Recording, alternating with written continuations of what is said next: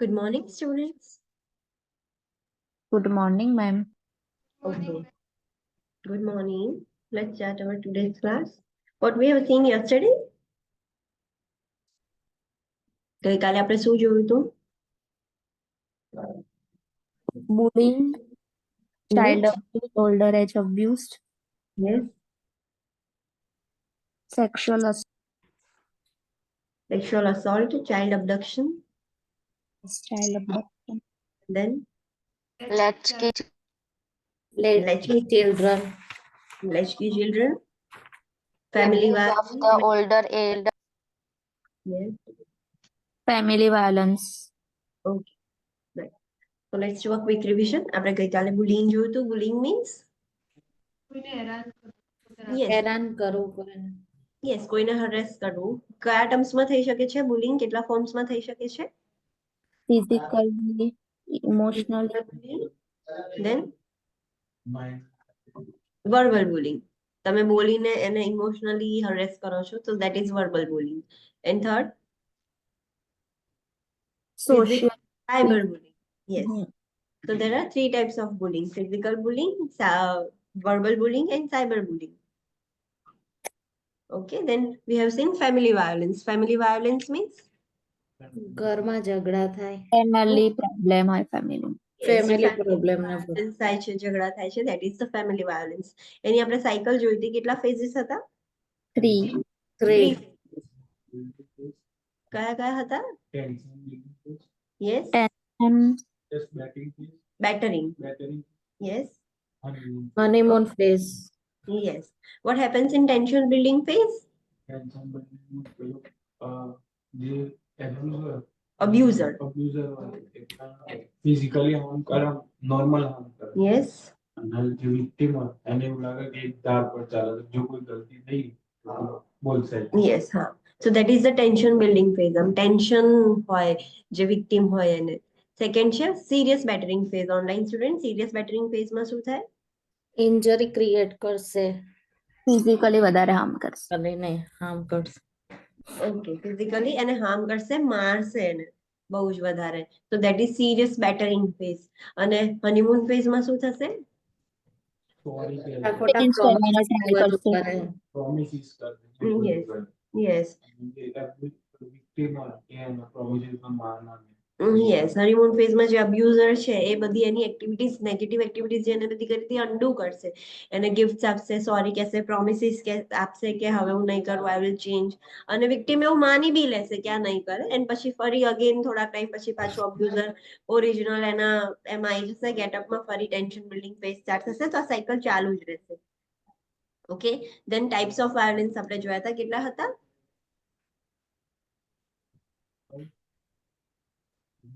Emotional, then Sexual, physical violence.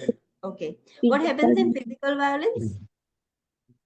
physically harm કરશે. કોઈને physically. Yes. So that is physical violence. What is sexual violence? Consent વગર કોઈ sexual Out person ને consent વગર. Consent વગર sexual contact. Yes, consent વગર કોઈના sexual contact માં આવીએ, that is sexual violence. And what is emotional violence? Pressure બનાય બનાય. Yes, કોઈ person ને mentally harass કરીએ, mentally એને irritate કરીએ કે હેરાન કરવું, harassment કરવું, that is emotional violence. What happens in physical neglect? Yes. Online student, what is physical neglect? જે રૂટીન કેર કેર નહીં કરવાની. પ્રોવાઈડ ના કરે. યસ, જેની નીડ છે, એની જે રૂટીન નીડ્સ છે બધું છે, એનું કોઈ પ્રોપર ધ્યાન નથી રાખતું. That is the physical neglect. Developmental neglect means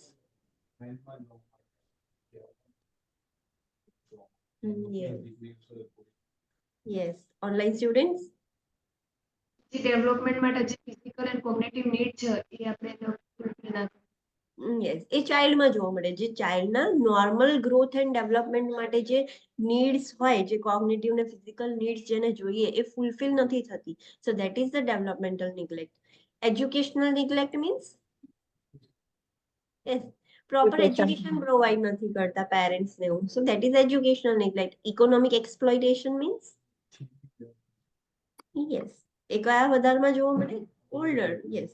જે એમની મની છે, જેમના ફંડ્સ છે, જેમની પ્રોપર્ટીઝ છે, એ એનું જે બી પર્સનલ એને બધું ગેઇન કર્યું છે બધું જ લઈ લેવું, છીનવી લેવું, that is the economic exploitation.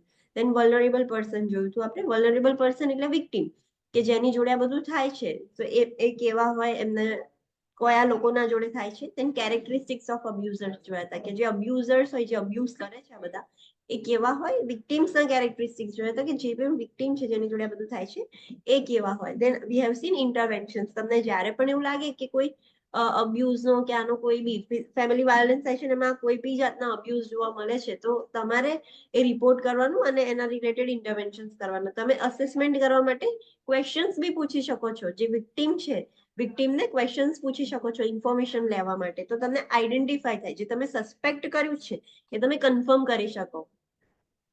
Okay, then we have seen child abduction. Child abduction means kidnapping. kidnapping of a child. Child ને પેરેન્ટ્સ થી દૂર કરી દેવું. અબડક્શન એટલે દૂર કરવું. તો બાય કિડનેપિંગ. અને બીજું એક હતું કે શેમાં અબડક્શન થઈ શકે છે? પેરેન્ટ્સ. એક પેરેન્ટ બીજા પેરેન્ટ્સ થી એને દૂર કરે. યસ, જ્યારે પેરેન્ટ સેપરેટ થઈ જાય ત્યારે એક પેરેન્ટ એને બીજા પેરેન્ટ થી અબડક્ટ કરી દે છે, સેપરેટ કરી દે છે. નોર્મલી એને ક્રિમિનલ પર્પસ કે મિસ્ચીવિયસ પર્પસ માટે બી કિડનેપિંગ કરવામાં આવે છે, કાં તો કશાક એના મતલબ એની જોડે ચાઇલ્ડ નથી ને એને ચાઇલ્ડ જોઈએ છે, તો એના માટે પણ એ કિડનેપિંગ કરી શકે છે. તો એના રિલેટેડ આપણે ઇન્ટરવેન્શન જોયા હતા, કે મેઇન ઇન્ટરવેન્શન શું કરી શકીએ છીએ? આપણે પ્રિવેન્ટ કરી શકીએ છીએ. સો કેવી રીતે પ્રિવેન્ટ કરી શકીએ? આપણે ચાઇલ્ડ જે છે એને ડૂઝ એન્ડ ડોન્ટ્સ શીખવાડવાના, કે કઈ વસ્તુ કરવાની, કઈ વસ્તુ નહીં કરવાની. Then we have seen child abuse. Child abuse means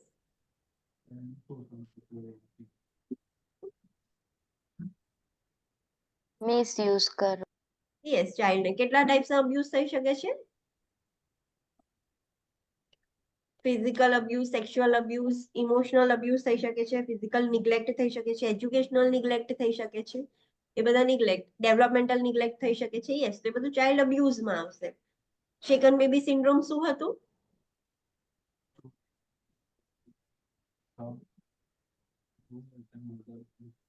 intracranial injury થાય. યસ, અને સ્પેસિફિકલી સબડ્યુરલ હેમરેજ જોવા મળે.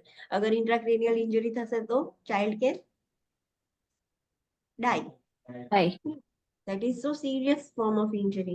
Then આપણે અસેસમેન્ટ જોયું હતું, કે નિગ્લેક્ટ થતું હોય ચાઇલ્ડનું, ધ્યાન ના રાખતા હોય તો શું કર sign and symptoms assessment findings જોવા મળશે. ફિઝિકલ અબ્યુઝમાં કયા ફાઇન્ડિંગ્સ જોવા મળશે, ઇમોશનલ અબ્યુઝમાં કયા ફાઇન્ડિંગ્સ જોવા મળશે, સેક્સ્યુઅલ અબ્યુઝમાં કયા જોવા મળશે, અને શેકન બેબી સિન્ડ્રોમ થયું હોય તો તમને કયા ફાઇન્ડિંગ્સ જોવા મળશે, એ આપણે જોયું હતું.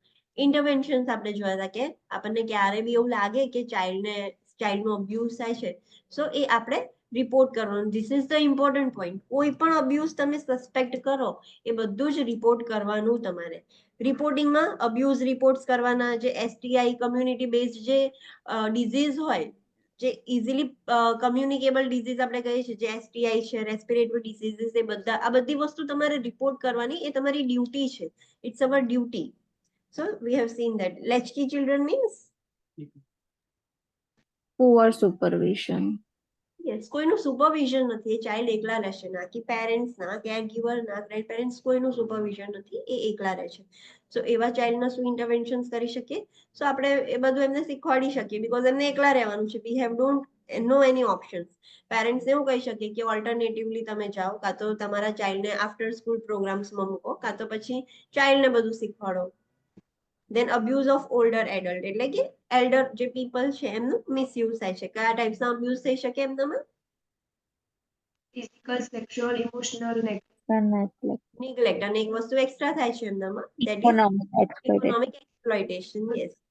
તો આપણે અસેસમેન્ટ ફાઇન્ડિંગ્સ જોયું કે ફિઝિકલ અબ્યુઝ થતું હોય જે પણ ઓલ્ડર ક્લાયન્ટનું, તો એમનામાં કયા અસેસમેન્ટ ફાઇન્ડિંગ્સ જોવા મળશે, સેક્સ્યુઅલ અબ્યુઝમાં કયા જોવા મળશે, ઇમોશનલ અબ્યુઝમાં કયા જોવા મળશે, નિગ્લેક્ટ થતું હોય એનું શું ધ્યાન ના રાખાતું હોય તો કયા ફાઇન્ડિંગ્સ જોવા મળશે. એ લોકોનામાં મેડિકેશન ઓવરડોઝના બી સાઇન્સ જોવા મળશે, બીકોઝ કોઈ ધ્યાન રાખવા વાળું છે નહીં. એ લોકો પ્રોપર મેડિકેશન એમને નથી ખબર પડતી, ભૂલી ગયા તો સેકન્ડ ડોઝ લઈ લીધું, તો એવું બધું પણ જોવા મળશે. અને ઇકોનોમિક એક્સપ્લોઇટેશન થતું હોય ઓલ્ડર પર્સનનું, તો એ તમને કેવી રીતે આઈડેન્ટિફાઈ થશે? આપણે એના એસેસમેન્ટ ફાઇન્ડિંગ્સ જોયા. દેન વી હેવ સીન ઇન્ટરવેન્શન્સ, કે કોઈ પણ ઓલ્ડર પર્સનનું અબ્યુઝ થતું હોય તો બીઇંગ અ નર્સ તમારે કઈ કઈ ઇન્ટરવેન્શન્સ કરવાની. Then rape and sexual assault means consent વગર યસ સેક્સ્યુઅલ કોન્ટેક્ટમાં આવે છે તો ધેટ ઇઝ ધ રેપ એની કન્સન્ટ નથી એની જોડે જબરજસ્તી કરી છે કાં તો એને ડરાવી ધમકાવીને કર્યું છે all is consider as a rape or sexual assault acquaintance રેપમાં શું હોય કોઈ સંબંધ જાણીતું હોય યસ એનું કોઈ નોન પર્સન છે એને જ રેપ કર્યું છે સ્ટેચ્યુટરી રેપમાં શું હશે માઇનર નું રેપ કરશે ભલે માઇનરે કન્સન્ટ આપી છે માઇનર ને ખબર નથી પડતી મારે માઇનરે કન્સન્ટ આપી દીધી છે બટ સ્ટીલ એ માઇનર છે સો એની કન્સન્ટ ના કન્સિડર કરાય અને સ્ટીલ એનું રેપ થાય તો that is statutory rape same gender rape you know કે જેન્ડર સેમ હોય marital rape means yes it doesn't mean કે મેરેજ થઈ ગયું છે તો કોઈ પણ person without consent sexual contact કરી શકે છે કન્સન્ટ વગર મેરેજીસમાં પણ અગર સેક્સ્યુઅલ કોન્ટેક્ટ થાય તો એને મેરિટલ રેપ જ કહેવાય છે અસેસમેન્ટ ફાઇન્ડિંગ્સ જોયું હતું કે જે પણ વિક્ટિમ છે તમે એને કયા ક્વેશ્ચન્સ પૂછી શકો છો અને એનામાં કઈ કઈ વસ્તુ જોવા મળશે લાઈક શેમ એમ્બ્રેસમેન્ટ હ્યુમિલિએશન એંગર રિવેન્જ બધા અસેસમેન્ટ ફાઇન્ડિંગ્સ જોવા મળશે રેપ ટ્રોમા સિન્ડ્રોમ એટલે કે આફ્ટર રેપ એ પર્સનને પીટીએસડી કહીએ ને એવી રીતે જ રેપનો ટ્રોમા જે છે એના સિન્ડ્રોમ એના સિમ્ટમ્સ જોવા મળશે તો એ બધું આપણે જોયું હતું અને ઇન્ટરવેન્શન્સ કોઈ પણ પર્સન તમારી જોડે આવે છે રેપનું વિક્ટિમ કે જે છે સો બીંગ અ નર્સ તમારે શું કરવાનું એક વસ્તુ ખાસ ધ્યાન રાખવાની રિલેટેડ શાવર ક્લોથ્સ એન્ડ એ બધું શું હતું ડશિંગ શાવરિંગ ક્લોથિંગ એવિડન્સ મળે એના માટે કરવા નહીં દેવાનું યસ અસેસમેન્ટ ના થઈ જાય ત્યાં સુધી યસ એ તમારે ક્લાયન્ટને સમજાવવું પડશે કે you can not take shower કે બાથ ના લઈ શકો ડશિંગ ના કરી શકો છો ક્લોથ સ્ટેન ના કરી શકો એનું રેશનલ શું છે કે વી વોન્ટ ધ એવિડન્સ તમે આ બધું કરશો તો એવિડન્સ લોસ્ટ થઈ જશે so we can not do that so એ વસ્તુ ધ્યાન રાખવાની okay any doubt in this chapter no ma'am Okay, so this is end of our mental health nursing. So અત્યાર સુધી medical surgical nursing પતી ગયું છે mental health nursing પતી ગયું છે. Now we are going towards pharmacology. Pharmacology હવે start કરીએ છીએ આપણે.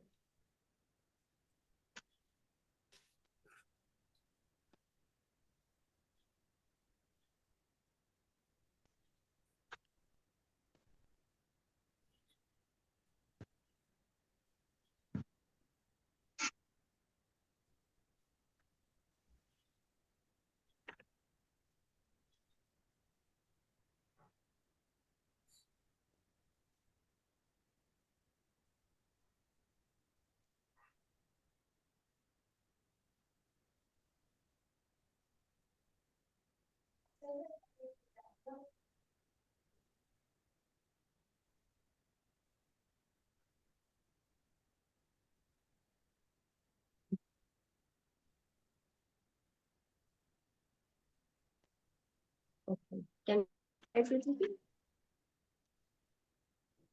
યસ ઓકે સો આપણે હવે ફાર્મેકોલોજી સ્ટાર્ટ કરીશું ફાર્મેકોલોજીમાં ફર્સ્ટ આપણે પહેલા બેઝિક અન્ડરસ્ટેન્ડ કરીશું કે ફાર્મેકોલોજીમાં જે ઇમ્પોર્ટન્ટ ટર્મિનોલોજીસ છે જે આપણે જાણવી જોઈએ what is pharmacokinetics what is pharmacodynamics toxicity એટલે શું એગોનિસ્ટ એટલે શું એન્ટાગોનિસ્ટ એટલે શું તો એ બધા બેઝિક ટર્મિનોલોજીસ છે હાફ લાઈફ ને એવું બધું જે તમને ખબર હોવી જોઈએ સો પહેલા આપણે બધું ઇન્ટ્રોડક્ટરી પોર્શન જોઈશું then we will start system wise કે each and every system છે like integumentary cardiovascular છે respiratory છે GI system છે musculoskeletal system છે એવી રીતે આપણે system wise પછી એ જોઈશું then આપણે speciality wise જોઈશું speciality means ઓબ્સ્ટ્રેક્ટિક્સ છે પીડિયાટ્રિક્સ છે મેન્ટલ હેલ્થ સાયકેટ્રિક છે એ બધી સ્પેશિયાલિટી કહેવાય તો એ લાસ્ટમાં એ બધી મેડિકેશન્સ જોઈશું સો હવે આપણે બધી જ મેડિકેશન્સ જ કન્ટિન્યુ કરવાની છે જે ન્યૂ સ્ટુડન્ટ છે જે લોકોએ અડધેથી જોઈન કર્યું હતું મેડિકલ સર્જિકલ હાફથી જોઈન કર્યું હતું એવું પોસિબલ છે કે તમને અમુક વસ્તુ નહીં ખબર પડે જ્યારે એ સિસ્ટમની આપણે ડ્રગ્સ જોઈશું જે સિસ્ટમ તમે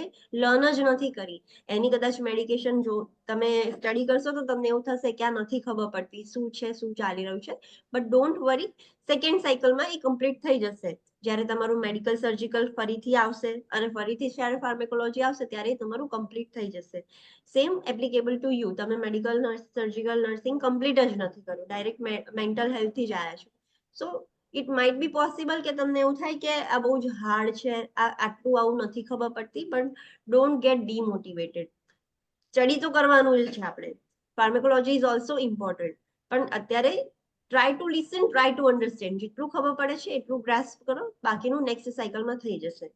okay,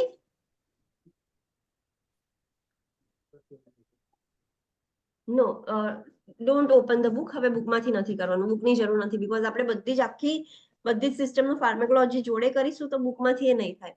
so continue with the PPT. જે હું પીપીટી શેર કરું છું એમાંથી જ, અને ટેક આઉટ યોર નોટબુક્સ. જે બી નોટ્સ છે, જે ઇમ્પોર્ટન્ટ વસ્તુ છે એ લખવાની છે. તો keep your text books aside and take out your notebooks, કે તમે ઇમ્પોર્ટન્ટ નોટ્સ બનાવી શકો છો.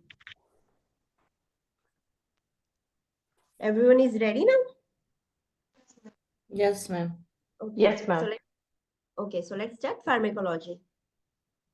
Next overview. જેમ મેં કીધું કે આપણે 3 કેટેગરીઝમાં એને જોઈશું. પાર્ટ 1 માં આપણે ફાર્મેકોકાઇનેટિક્સ, ફાર્મેકોડાયનેમિક્સ સમજીશું. એટલે વોટ ઇઝ ફાર્મેકોકાઇનેટિક્સ ફર્સ્ટ, એવું કશું બ્રીફ આઈડિયા છે? We will see in detail. પણ કોઈને આઈડિયા છે ફાર્મેકોકાઇનેટિક્સ એટલે શું, ફાર્મેકોડાયનેમિક્સ એટલે શું? કાઇનેટિક્સ મતલબ બોડીમાં જે ડ્રગ ઇફેક્ટ કરે, નો, ધેટ ઇઝ ડાયનેમિક. તો ડ્રગ બોડીમાં જે યસ, જે ઇફેક્ટ આવે છે, આપણે ફોર એક્ઝામ્પલ પેનની મેડિકેશન્સ લીધી તો એ પેન ઓછું કરે છે, તો જેની ઇફેક્ટ થઈ, જેનું એક્શન હતું, ધેટ ઇઝ ડાયનેમિક્સ. અને કાઇનેટિક્સમાં શું આવે છે કે તમે ડ્રગ લો છો એટલે ડ્રગ એબ્ઝોર્બ થશે, પછી બ્લડમાં ડિસ્ટ્રીબ્યુટ થશે, મેટાબોલિઝેશન થશે, એલિમિનેશન થશે. So that is kinetics. જે ડ્રગની જોડે જે એનું બ્રેકડાઉન થઈને એક્સક્રીશન થાય છે, જે તમે ઇન્જેસ્ટ કરો છો ત્યાંથી લઈને એક્સક્રીશન સુધી જેની જોડે થાય છે, ધેટ ઇઝ ધ કાઇનેટિક્સ. અને ડ્રગની જે ઇફેક્ટ આવે છે બોડી પર, જેની એક્શન છે, ધેટ ઇઝ ધ ફાર્મેકોડાયનેમિક્સ. પછી ફર્સ્ટ પાર્ટમાં આપણે પેન મેડિકેશન, એટલે કે એનાલ્જેસિક જે મેડિકેશન્સ છે, બધી ડ્રગ્સ પેન માટેની, એ બધી જોઈશું. પાર્ટ 2 માં બધી સિસ્ટમ વાઇઝ આપણે મેડિકેશન જોઈશું, જેટલી બી સિસ્ટમ છે મેડિકલ સર્જિકલની એ. અને પાર્ટ 3 માં જે સ્પેશિયાલિટીઝ છે, લાઈક ઓબીજી, પીડિયાટ્રિક્સ અને સાયકેટ્રિક, કોમ્પ્લેક્સ કેર જે લાસ્ટમાં યુનિટ છે એની મેડિકેશન્સ, એ બધું જ પાર્ટ 3 માં આપણે જોઈશું. So let's start first with the first part, that is pharmacokinetics and pharmacodynamics overview. First છે pharmacokinetics. Pharmacokinetics એટલે શું? As I have said, કે absorption લઈને distribution, metabolism, excretion, એ બધું જે થાય બધું pharmacokinetics કહેવાય. So what is absorption?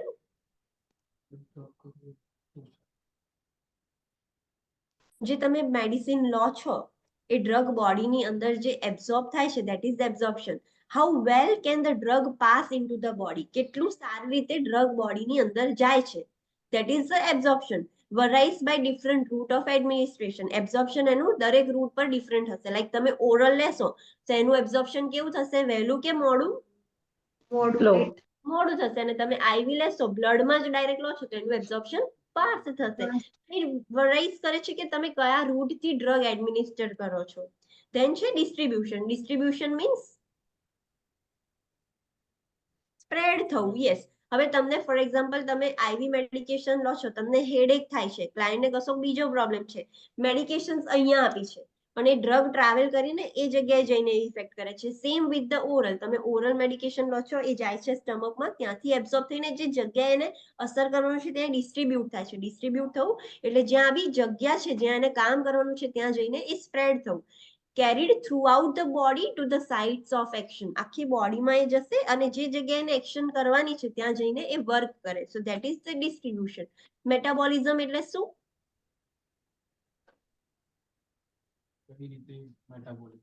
Breakdown.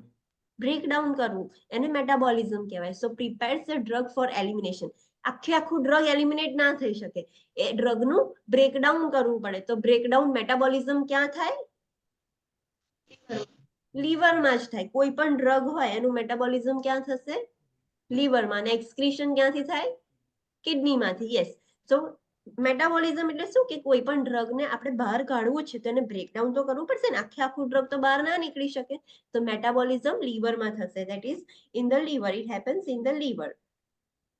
Than excretion. Excretion એટલે હવે એ ડ્રગને બહાર કાઢવાનું છે, એનું કામ પતી ગયું છે, હવે જરૂર નથી. જે એક્સેસ છે કે જે અનનેસેસરી વસ્તુ છે બધી બહાર કાઢવાની છે. તો એલિમિનેટેડ બાય ધ બોડી. અને ક્યાંથી થશે? Through the kidneys. કિડનીઝ છે એ જ ડ્રગ એલિમિનેટ કરે. અને કિડનીઝ નું જ્યારે ફંક્શન હોય એલિમિનેશન નું, ત્યારે આપણે ખાસ શું ધ્યાન રાખવું પડે? DUN, ક્રિએટિનિન અને GFR. અગર એની કિડનીઝ નથી સારી તો એ ડ્રગ પ્રોપરલી એલિમિનેટ થશે કે નહીં થાય? નહીં. નહીં થાય. યસ. સો આપણે કિડનીઝમાં ખાસ BUN, ક્રિએટિનિન અને GFR ખાસ જોવાનું. એવી રીતે લીવરમાં પણ અગર એનું લીવર જ ડેમેજ હશે તો ડ્રગ પ્રોપરલી મેટાબોલાઇઝ નહીં થાય. અને લીવર ફંક્શન ટેસ્ટ, આપણે લીવરનું ફંક્શન ચેક કરવા માટે SGPT, SGOT એ બધા લીવર ફંક્શન ટેસ્ટ આપણે કરીએ છીએ. સો એ ખાસ ધ્યાન રાખવાનું. તો ધીસ ઇઝ અબાઉટ ફાર્મેકોકાઇનેટિક્સ. નેક્સ્ટ છે ફાર્મેકોડાયનેમિક્સ. એટલે ફાર્મેકોડાયનેમિક્સ એટલે શું કે એ ડ્રગની શું ઇફેક્ટ થાય છે બોડી પર, ધેટ ઇઝ ધ ફાર્મેકોડાયનેમિક્સ. એટલે કે એક્શન. એક્શન એટલે શું? આપણે કોઈ પણ ડ્રગ મેડિસિન ભણીએ છીએ તો એમાં એવું આવે છે કે એક્શન શું છે આની? એનાલ્જેસિક્સ હોય તો એની એક્શન શું છે? પેન રિલીવ કરવાની. એન્ટીએમેટિક છે તો એની એક્શન શું છે? કે વોમિટિંગને સ્ટોપ કરવાની. સો એ બધી એક્શન કહેવાય. એનું કામ શું છે? The chemical changes or effects of a drug on a body cells એને એક્શન કહેવાય. જે પણ કેમિકલ ચેન્જીસ થાય છે કે ડ્રગના જે પણ ઇફેક્ટ થાય છે બોડી પર એને આપણે એક્શન કહીએ છીએ. These changes or effects may be reversible or irreversible. અમુક વખતે ફોર એક્ઝામ્પલ રોંગ મેડિકેશન આવી જાય છે તો તમારે એ વસ્તુને રિવર્સ કરવી હોય છે તો તમે બીજી મેડિકેશન આપીને રિવર્સ કરી શકો છો. એન્ડ અમુક મેડિકેશન્સ એવી હોય કે એની એક વખત એક્શન થઈ ગઈ તો તમે એ રિવર્સ ના કરી શકો. તો એ જે એક્શન્સ છે એ રિવર્સિબલ પણ હોય અને ઇરિવર્સિબલ પણ હોઈ શકે છે. નેક્સ્ટ છે રિસેપ્ટર. રિસેપ્ટર મીન્સ હા હજી ઓકે, કોઈ બી મેડિકેશન લીધી છે, for example this is the cell. આ સેલ છે. એ સેલમાં મેડિકેશનની અસર ક્યારે થશે? તો એ સેલની બહાર એક રિસેપ્ટર હશે આવી રીતનું. લોક એન્ડ કી જેવું મોડલ હોય ને, ધીસ ઇઝ ધ રિસેપ્ટર. અને આ જે ડ્રગ છે, ધીસ ઇઝ ધ ડ્રગ. એ આઈને અહીંયા અટેચ થઈ જશે ડ્રગ અને પછી આ મેડિકેશનની અસર થાય. તો કોઈ પણ ડ્રગને એક્શન કરવા માટે રિસેપ્ટર જોઈએ. રિસેપ્ટર વગર એ મેડિકેશન અસર જ ના કરે. બાઇન્ડ કોની જોડે થશે? કશાક જોડે તો બાઇન્ડ થવું પડશે ને અસર કરવા માટે. સો there is always a receptor for the action. એમને એક્શન ના થાય. મેડિકેશનને અસર કરવા માટે એક રિસેપ્ટર તો જોઈએ. Receptor means a site on the cell wall where the medication acts. એ જે સેલની વોલ છે, આ જે આઉટર સેલ મેમ્બ્રેન છે ત્યાં આગળ રિસેપ્ટર્સ હોય. એ રિસેપ્ટર્સ પર એ જે ડ્રગ છે એ બાઇન્ડ થશે. એટલે લોક એન્ડ કી મોડલ જેવું હોય તો જ એ મેડિકેશન એક્ટ કરી શકે છે. The drug has the chemical affinity for the receptor. હવે જે ડ્રગ છે એની એફિનિટી હોય એટલે કમ્પેટિબિલિટી કહીએ ને કે રિસેપ્ટર જોડે કમ્પેટિબલ થવું. તો બે ટાઈપના હોય, એગોનિસ્ટ અને antagonist. What is agonist? Stimulate કરશે. એની એક્શનને ઇન્ક્રીઝ કરશે, ધેટ ઇઝ એગોનિસ્ટ. અને એન્ટાગોનિસ્ટ એની એક્શનને શું કરશે? ડિક્રીઝ કરશે. ડિક્રીઝ કરશે કાં તો સ્ટોપ કરશે. તો જે રિસેપ્ટર અને જે ડ્રગ છે એ બંનેની વચ્ચે એવું કમ્પેટિબિલિટી છે, અફિનિટી છે. ફોર એક્ઝામ્પલ એ જે રિસેપ્ટર છે એ એગોનિસ્ટ હશે. આ જે રિસેપ્ટર છે આવી રીતનું એ રિસેપ્ટર એગોનિસ્ટ છે. સો એ શું કરશે? એ જે ડ્રગ એની જોડે બાઇન્ડ થાય છે, આ જે ડ્રગ એની જોડે બાઇન્ડ થયું એની ઇફેક્ટ, એની એક્ટિવિટીને ઇન્ક્રીઝ કરશે. એની જે ઇફેક્ટ છે, ફોર એક્ઝામ્પલ પેન એનાલ્જેસિક છે, એની એક્ટિવિટી શું છે કે પેન ઓછું કરવું. અને રિસેપ્ટર એ પેન એગોનિસ્ટ વાળું છે. એ જે એનાલ્જેસિક છે એ એગોનિસ્ટ વાળું છે. તો પછી એ એની એક્ટિવિટીને ઇન્ક્રીઝ કરશે ને ફટાફટ. એ જે પેન રિડ્યુસિંગની એક્ટિવિટી છે એને ઇન્ક્રીઝ કરશે ને એ રીતે પેન ઓછું થઈ જશે. એમ છે antagonist. So this is the receptor. આ રિસેપ્ટર છે અને એ એન્ટાગોનિસ્ટ વાળું છે. એટલે કે હવે એની જોડે જે પણ ડ્રગ બાઇન્ડ થશે એની એક્ટિવિટી કેવી કરશે? એ ઓછી કરશે કાં તો સ્ટોપ કરશે. સો આ એનાલ્જેસિક આપણે આપ્યું છે. પણ આ જે રિસેપ્ટર છે એ એન્ટાગોનિસ્ટ વાળું છે તો એ એનાલ્જેસિકની અસર નહીં થવા દે. સો આવી રીતે એ બંને વચ્ચેનું મતલબ તાલમેલ હોય. એગોનિસ્ટ અને એન્ટાગોનિસ્ટ થઈને એ લોકો આવી રીતે વર્ક કરે. So let's understand in detail what is. Ma'am yes. એટલે રિસેપ્ટર પર ડિપેન્ડ છે મેડિસિન કેટલી અસર થવા દેશે? નો રિસેપ્ટર પર નહીં. ડ્રગ્સ હોય છે, આપણે ડ્રગ્સ આપીએ છીએ કે એગોનિસ્ટ વાળા છે કે એન્ટાગોનિસ્ટ વાળા છે. પણ એ જે એગોનિસ્ટ અને એન્ટાગોનિસ્ટ છે એ રિસેપ્ટર પર બી વર્ક કરે છે. એ બંને મેચ તો થવું જોઈએ ને રિસેપ્ટરની જોડે બી. સો એ બંનેની કમ્પેટિબિલિટી મેચ થવી જોઈએ. આપણે ડ્રગ એવું આપ્યું કે જે પેન ઓછું કરવા વાળું છે તો રિસેપ્ટર બી એને અટેચ થવું જોઈએ. ભલે આપણે એગોનિસ્ટ વાળું ડ્રગ આપ્યું પણ રિસેપ્ટર જ એને મેચ નહીં થાય, એ બંને વચ્ચે જે લોક ઇન કી મોડલ જ નહીં થાય તો એ ડ્રગ કશા કામનું નથી. Okay.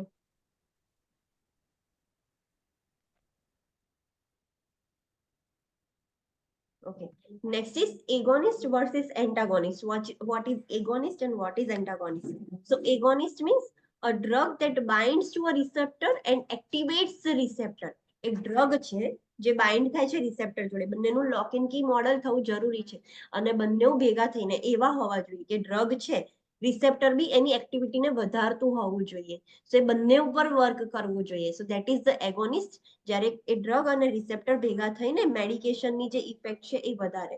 when the agonist leaves the receptor it is deactivated. અને જ્યારે એગોનિસ્ટ જે છે એ રિસેપ્ટરને છોડી દે ત્યારે એની એક્ટિવિટી છૂટી જાય, એટલે એની જોડે હવે ડ્રગ આવશે, ડ્રગ બાઇન્ડ થશે તો પણ એની કશી અસર નહીં થાય. જો કોવેલેન્ટ બોન્ડ થાય, કોવેલેન્ટ બોન્ડ મીન્સ એ તમે કેમિસ્ટ્રીમાં ભણ્યા હશો. કોવેલેન્ટ બોન્ડ મીન્સ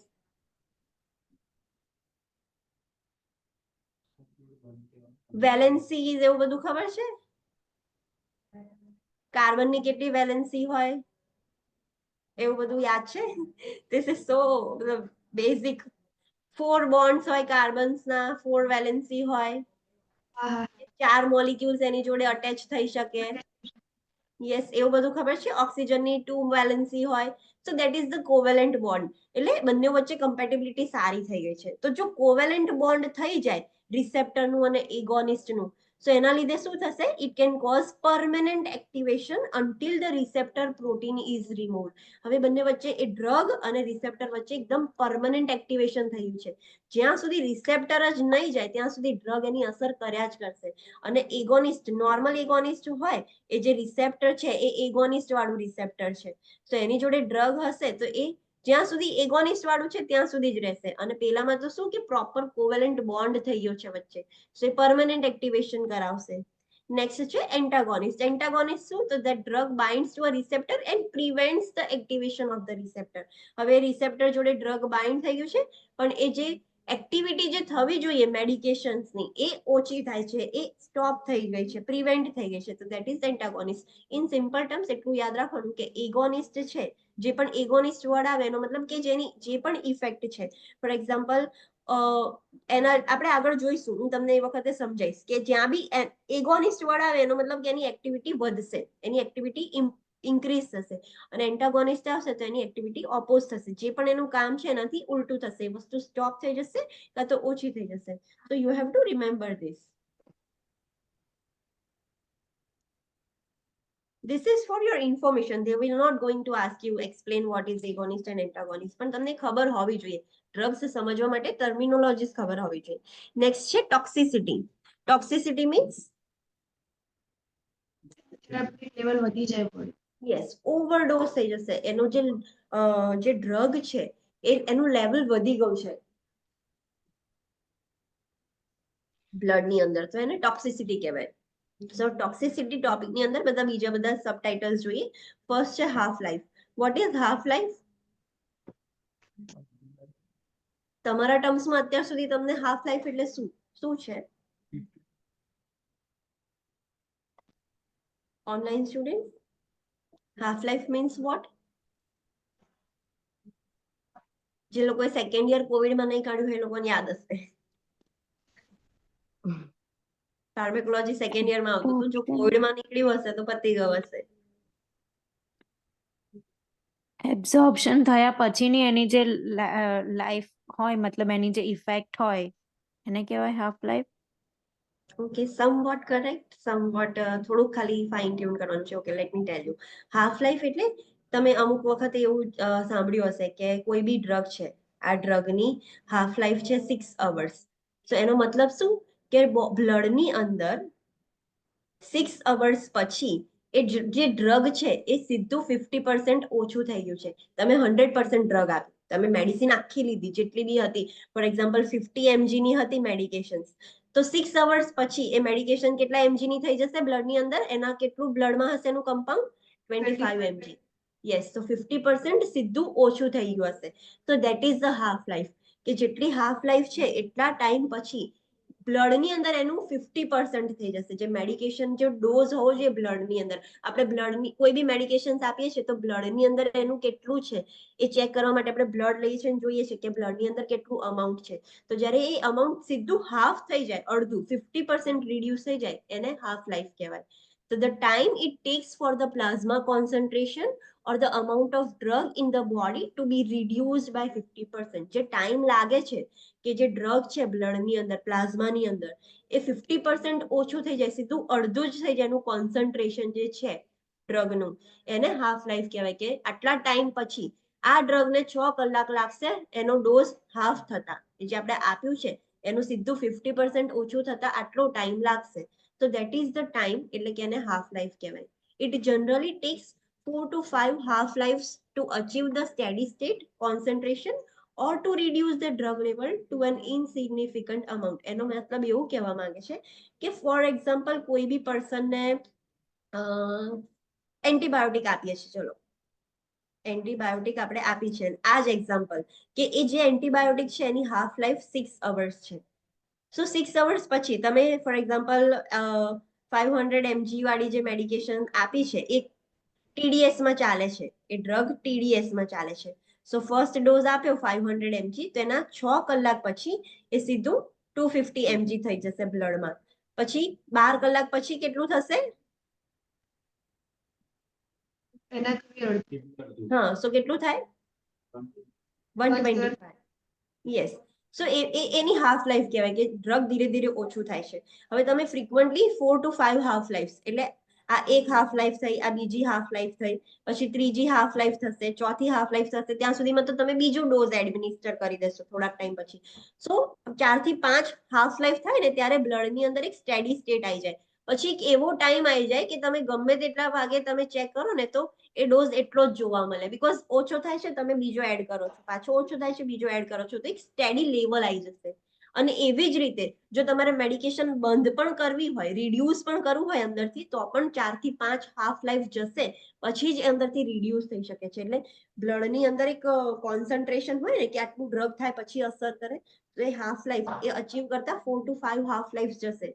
6 અવર્સ છે, 12 અવર્સ છે, એના પછી બીજા 18 અવર્સ છે, પછી 24 અવર્સ, તો એવી રીતે 4 થી 5 હાફ લાઈફ જશે ને પછી એક સ્ટેડી સ્ટેટ અચીવ થશે બ્લડની અંદર. અને એ જ રીતે જો તમારે ઓછું પણ કરવું હોય બ્લડની અંદરથી તો પણ 4 થી 5 હાફ લાઈફ જાય પછી જ એ ઓછું થઈ શકે. સો ધીસ ઇઝ અબાઉટ ધેટ. તો હાફ લાઈફ એટલે ખબર પડી કે જેટલું ડ્રગની હાફ લાઈફ છે એટલા ટાઈમ પછી ડ્રગ સીધું અડધા અમાઉન્ટમાં થઈ જશે બ્લડની અંદર. That is the half life. Next છે LD50 અને ED50. તો LD50 એટલે શું? LD એટલે કે લિથલ ડોઝ. લિથલ મીન્સ શું? What do you mean by lethal? Sufficient. damage or like deadly. જાનલેવા. જાનલેવા Yeah. એટલે કે લિથલ કહેવાય.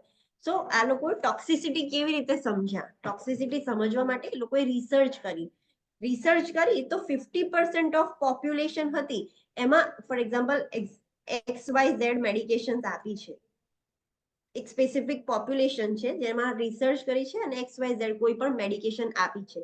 સો જેટલી બી પોપ્યુલેશન હતી એમાંથી 50% ઓફ પોપ્યુલેશન માટે એ જે ડોઝ હતો આટલા જે અમાઉન્ટમાં આપી કે આ મેડિકેશન આટલામાં આલવાની, એ ડોઝ કેમનો ડિસાઈડ કરે છે કે 50 mg આલવું, 500 mg આલવું, 25 mg આલવું? તો એ જે ડોઝ આપ્યો છે એ બહુ લિથલ સાબિત થયો છે, એમને બહુ જ સાઇડ ઇફેક્ટ્સ એવું બધું જોવા મળ્યું. તો 50% ઓફ પોપ્યુલેશનમાં એ લિથલ ડોઝ જોવા મળ્યો છે અને 50% ઓફ પોપ્યુલેશનમાં એ જે ડોઝ આપ્યો એ ઇફેક્ટિવ જોવા મળ્યો, એટલે કે એની અસર સારી થઈ. સો એના બેઝિસ પરથી એ લોકોને આઈડેન્ટિફાઈ થયું થેરાપ્યુટિક ઇન્ડેક્સ. તમે જોયું હશે કે અમુક ડ્રગનું થેરાપ્યુટિક ઇન્ડેક્સ, ફોર એક્ઝામ્પલ આપણે લિથિયમનું જોયું હતું, લિથિયમનું થેરાપ્યુટિક ઇન્ડેક્સ શું હતું? 0.6 to 1.5. 6 to 1.2. Yes, 1.5. 0.6 to 1.2. This is the therapeutic index. તમે book to book જોશો તો અલગ અલગ જોવા મળશે, but in NCLEX you have to remember this value કે લિથિયમની 0.6 to 1.2 થેરાપ્યુટિક ઇન્ડેક્સ છે. તો એ કેમની ખબર પડી કે લિથિયમની આટલી થેરાપ્યુટિક ઇન્ડેક્સ છે?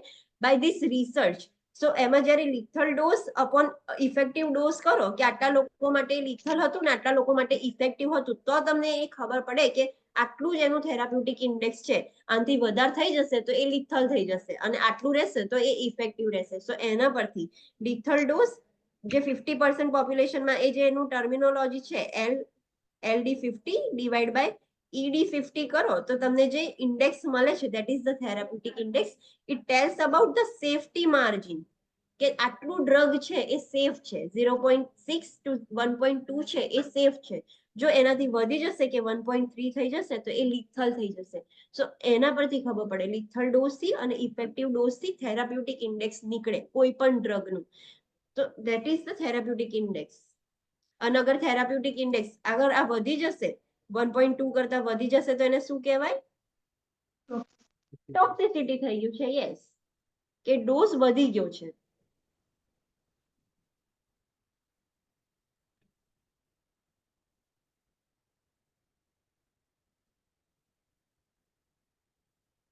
કેમ જતું નથી?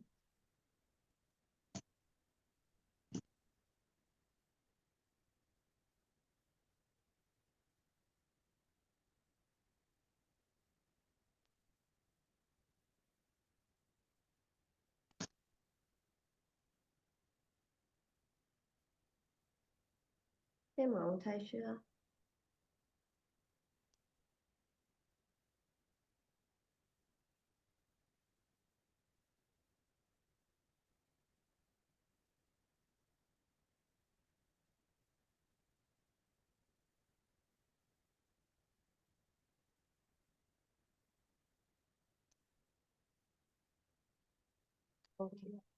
નેક્સ્ટ છે drugs with a narrow therapeutic index. આપણા એન્કલેક્સમાં 3 એવા ડ્રગ્સ છે કે જેમનું થેરાપ્યુટિક ઇન્ડેક્સ નેરો છે. થેરાપ્યુટિક ઇન્ડેક્સ નેરો હોવું એટલે કે જે વેલ્યુઝ છે એની એ બહુ ઓછી છે, એનાથી થોડુંક બી વધી જશે તો શું થશે? ટોક્સિસિટી થઈ જશે. તો ડિજોક્સિન છે એની પણ થેરાપ્યુટિક વેલ્યુ છે. વી વિલ લર્ન કે ડિજોક્સિનની થેરાપ્યુટિક વેલ્યુ કેટલી છે, લિથિયમની કેટલી છે અને વાર્ફરીનની કેટલી છે. So this 3 drugs V have to remember very carefully કે ડિજોક્સિન છે એની થેરાપ્યુટિક ઇન્ડેક્સ બહુ નેરો છે, લિથિયમનો બી નેરો છે અને વાર્ફરીનનો બી નેરો છે. અગર એ ડોઝ થોડોક પણ વધી જશે એ ડ્રગનો તો ટોક્સિસિટી થઈ શકે છે. Now let's see the special considerations. Special considerations એટલે કે તમારે ફાર્મેકોલોજીની અંદર શું વધારે ધ્યાન રાખવાનું છે. તો ગ્રેપ ફ્રૂટ રિલેટેડ આપણે કશું ધ્યાનમાં રાખવાનું છે. We will see further. Cutie interval related ધ્યાન રાખવાનું છે અને હિપેટોટોક્સિસિટી રિલેટેડ ધ્યાન રાખવાનું છે. તો let's see that special consideration. First છે drug whose level are increase by the grapefruit juice. એવા કયા ડ્રગ્સ છે કે તમે ગ્રેપ ફ્રૂટ જ્યુસ લો, તમને ઓપ્શનમાં આપેલું હશે કે ક્લાયન્ટ છે ને ગ્રેપફ્રૂટ જ્યુસની વાત કરે છે અને આ મેડિકેશન ચાલે છે, તો તમને ખબર હોવી જોઈએ કે આ મેડિકેશન સ્પેસિફિક મેડિકેશન જોડે ગ્રેપફ્રૂટ જ્યુસ ના લઈ શકો. What is grapefruit juice? Grapefruit શું છે? It is not, no, it is not grapes. Grapefruit juice is not grapes. Wine. Sorry? Wine. No. It's orange like fruit. Google કરો grapefruit juice જો એવું હોય, just Google it. જે ma'am citrus food, Yes. Citrus food કે છે. Yes, એ જે લેમનની family હોય, lemon, oranges, આ ગ્રેપફ્રૂટ એ બધા સેમ ફેમિલીથી બિલોંગ કરે છે. જેમ ચીતા, લેપર્ડ એ કેવું સેમ, ભલે બંને અલગ એનિમલ્સ છે પણ એક સેમ ફેમિલીથી બિલોંગ કરે છે ને, એવી રીતનું ઓરેન્જ, લેમન, ગ્રેપફ્રૂટ જ્યુસ એ બધી સેમ ફેમિલીથી બિલોંગ કરે છે. ગ્રેપફ્રૂટ સેમ ઓરેન્જ જેવું જ આવે પણ ઇટ ઇઝ નોટ ઓરેન્જ. એ ઓરેન્જ જેવું જ આવે છે, similar to the orange. So જ્યારે પણ ક્લાયન્ટ ગ્રેપફ્રૂટ ખાય કાં તો ગ્રેપફ્રૂટ જ્યુસ લે તો આ ડ્રગની સાથે એ ગ્રેપફ્રૂટ ના લઈ શકે. કયા કયા ડ્રગ્સ છે? Let's see. તમે જોયું ગ્રેપફ્રૂટ કેવું હોય છે? ઇમેજીસ જોયા? Yes ma'am. હા, ઓકે. યસ. સો એ કયા ડ્રગ્સ ના લઈ શકીએ આપણે ગ્રેપફ્રૂટ જ્યુસ જોડે? તો ફર્સ્ટ છે નિફેડિપિન. નિફેડિપિન શેમાં આપીએ છીએ આપણે? Hypertension. હાઇપરટેન્શનમાં આપીએ છીએ. યસ, તો એ એન્ટી હાઇપરટેન્સિવ છે. સો નિફેડિપિન જે ડ્રગ છે એ આપણે ગ્રેપફ્રૂટ જ્યુસ જોડે ના લઈ શકીએ કે ગ્રેપફ્રૂટ જોડે પણ ના લઈ શકીએ. અગર એ લઈશું તો કયા કોન્સિક્વન્સીસ થશે? એની ટોક્સિસિટી થઈ જશે. આપણે શું છે હેડિંગ, ડ્રગ્સના લેવલ ઇન્ક્રીઝ થાય છે ગ્રેપફ્રૂટથી. સો અગર નિફેડિપિનનું લેવલ ઇન્ક્રીઝ થઈ જશે તો ટોક્સિસિટી થશે ને એના લીધે શું થશે? ફ્લશિંગ થશે, હેડેક થશે, ટેકિકાર્ડિયા થશે ને હાઇપોટેન્શન થશે. તો જે પણ ક્લાયન્ટને બીપી હોય અને મેડિકેશન હિસ્ટ્રીમાં એવું આપ્યું હોય કે નિફેડિપિન લે છે અને ક્લાયન્ટ નર્સને એવું કહે છે કે આઈ વોન્ટ ગ્રેપફ્રૂટ જ્યુસ કે આઈ વોન્ટ ગ્રેપફ્રૂટ, તો તમારે ધ્યાનમાં રાખવાનું કે નિફેડિપિન જોડે ગ્રેપફ્રૂટ ના લઈ શકાય, નહીં તો એના લીધે ફ્લશિંગ, હેડેક, ટેકીકાર્ડિયા, હાઇપોટેન્શન થશે. નેક્સ્ટ છે વેરાપેમિન. વેરાપેમિન અગર ગ્રેપફ્રૂટ જ્યુસ જોડે કે ગ્રેપફ્રૂટ જોડે લેવામાં આવે તો એના લીધે શું થાય? બ્રેડિકાર્ડિયા થાય, એવી હાર્ટ બ્લોક, એટલે કે એવી જે કન્ડક્શન હોય, એટ્રિયોવેન્ટ્રિક્યુલર જે કન્ડક્શન થતું હતું, ઇલેક્ટ્રિકલ કન્ડક્શન, એ બ્લોક થઈ જશે, હાઇપોટેન્શન થઈ શકે છે અને કોન્સ્ટિપેશન પણ થઈ શકે છે. હવે સ્ટેટિન્સ. સ્ટેટિન્સ એટલે કોઈ પણ સ્ટેટિન્સ આવી ગયું, એટોર્વાસ્ટેટિન, લોવાસ્ટેટિન, સિમ્વાસ્ટેટિન, એ બધા જે સ્ટેટિન્સ વાળા જે ડ્રગ્સ છે એ જો અગર ગ્રેપફ્રૂટ જોડે લઈએ તો હેડેક થશે, જીઆઈ ડિસ્ટર્બન્સીસ જોવા મળશે, લીવર અને મસલ ટોક્સિસિટી પણ થઈ શકે છે. મિડાઝોલમ ડ્રગ છે. મિડાઝોલમ જો અગર આપણે ગ્રેપફ્રૂટ જોડે લઈએ તો સેમ એની ટોક્સિસિટી વધે, તો એનું જે પણ કામ છે એ વધી જશે. મિડાઝોલમ આપણે કામ ડાઉન કરવા માટે આપીએ છીએ, સીએનએસ ડિપ્રેસન્ટ તરીકે આપીએ છીએ, સિડેશન માટે આપીએ છીએ આપણે, તો એના લીધે સિડેશન ઓર વધી જશે. તો એના સિડેશન બહુ જ વધી જાય તો શું પ્રોબ્લેમ થાય? ક્લાયન્ટનું રેસ્પિરેટરી સ્ટેટસ બધું ડાઉન થઈ જાય. અને એસએસઆરઆઈ. એસએસઆરઆઈ મીન્સ કોઈને ખબર હોય તો? SSRI Serotonin serum reuptake inhibitors. Selective serotonin reuptake inhibitors. એ બધા જે ડ્રગ્સ છે, જે મેન્ટલ હેલ્થ નર્સિંગમાં આપણે જોઈશું આ બધા ડ્રગ્સ, તો એ અગર ડ્રગ્સ છે, એક્ઝામ્પલ આપ્યું છે ફ્લોક્ઝેટિન અને સર્ટાલિન. આ જે ડ્રગ્સ ચાલતા હોય ક્લાયન્ટને અને તમે એની સાથે ગ્રેપફ્રૂટ જ્યુસ કે ગ્રેપફ્રૂટ આપો તો સિરોટોનિન સિન્ડ્રોમ થાય. એ જે સિરોટોનિન મેડિકેશન જે વધી ગઈ છે તો એના બધા સિમ્ટમ્સ જોવા મળે, સિરોટોનિન સિન્ડ્રોમ જોવા મળે. So this is the grapefruit juice, જેના લીધે ડ્રગ્સનું લેવલ વધી જાય છે અને આ સ્પેસિફિક ડ્રગ્સ છે, તો આ બધી વસ્તુ યાદ રાખવાની છે. નેક્સ્ટ છે drugs which prolong the cutie interval. Cutie interval. Cutie interval એટલે શું? What is cutie interval? Q wave start થાય. યસ. સો ટી, ક્યુ, આર, એસ ને ટી. તો આ ક્યુ થી લઈને ટી સુધીની ઇન્ટરવલ, એટલે કે વેન્ટ્રિક્યુલર કોન્ટ્રેક્શન થયું છે અને રિલેક્સેશન થયું છે, એ આખો જે ઇન્ટરવલ છે એ બહુ જ લાંબો થઈ જશે. એટલે કે વેન્ટ્રિકલ્સ ને કોન્ટ્રેક્ટ થઈને રિલેક્સ થવામાં બહુ જ ટાઈમ જશે, ક્યુટી ઇન્ટરવલ લાંબો થઈ જશે. તો કઈ ડ્રગ્સ એવી છે કે જેનાથી ક્યુટી ઇન્ટરવલ પ્રોલોંગ થઈ શકે છે? સો કાર્ડિયોવેસ્ક્યુલર સિસ્ટમમાં કઈ ડ્રગ્સ છે? તો એમ્યોડેરોન, નિકાર્ડિપિન અને સોટાલોલ. તો આ 3 ડ્રગ્સ છે જે ક્યુટી ઇન્ટરવલને પ્રોલોંગ કરે છે. કઈ એન્ટીબાયોટિક્સ છે કે જેના લીધે ક્યુટી ઇન્ટરવલ પ્રોલોંગ થાય છે? તો એઝિથ્રોમાઇસિન, ઇરિથ્રોમાઇસિન અને લિવોફ્લોક્સાસિન. દેન એન્ટીફંગલ ડ્રગ્સ કઈ છે? તો ફ્લુકોનાઝોલ, વેરિકોનાઝોલ. એન્ટીડિપ્રેસન્ટ ડ્રગ્સ કઈ છે કે જેના લીધે ક્યુટી ઇન્ટરવલ પ્રોલોંગ થઈ જાય છે? તો એમિટ્રિપ્ટિલિન, પ્રોટ્રિપ્ટિલિન,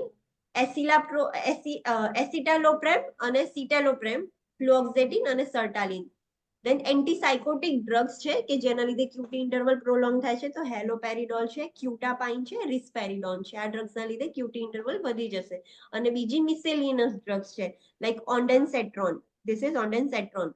ઓન્ડેન્સેટ્રોન થી પણ ક્યુટી ઇન્ટરવલ વધે છે. ઓન્ડેન્સેટ્રોન એટલે કઈ ડ્રગ છે? એમસેટ. યસ, એમિસેટ જે ગઈ છે એ. લિથિયમ, દેન ફિનાઇલફેરિન, ટેક્રોલિમસ, સ્યુડોફેરિડીન અને ટર્બ્યુટાલિન. આ મિસેલિનિયસ ડ્રગ્સ છે કે જેના લીધે ક્યુટી ઇન્ટરવલ પ્રોલોંગ થાય છે. તો તમારે કોઈ પણ ક્લાયન્ટ એવું હોય, તમને એની હિસ્ટ્રીમાં એવું આપ્યું હોય કે એની હાર્ટ રિધમ નોર્મલ નથી, ક્યુટી ઇન્ટરવલ પ્રોલોંગ છે, અને પછી ઓપ્શનમાં આ બધી કશીક લિસ્ટમાંથી મેડિકેશન આપ્યું હોય, તો તમને ધ્યાન થવું જોઈએ કે ના, ઓલરેડી એનું ક્યુટી ઇન્ટરવલ પ્રોલોંગ છે, ઓલરેડી એને ડિસરિથમિયાસ છે અને હું આ મેડિકેશન આપીશ, આ બધી જે મેડિકેશન છે, તો ઓર ક્યુટી ઇન્ટરવલ વધારે પ્રોલોંગ થઈ જશે. સો એ મેડિકેશન્સ ના અપાય. નેક્સ્ટ છે hepatotoxic drug. Hepatotoxic drug means લીવરને અફેક્ટ. લીવરને લીવર માટે સારી નથી, લીવરને ડેમેજ કરે. સો જેટલા બી સ્ટેટિન્સ છે, એટલે કે એટોર્વાસ્ટેટિન, લોવાસ્ટેટિન, રોઝુવાસ્ટેટિન, એ જે બધા ડ્રગ્સ છે એ લીવરને ડેમેજ કરી શકે છે જો ઓવરડોઝ થઈ જાય બધાનો ત્યારે.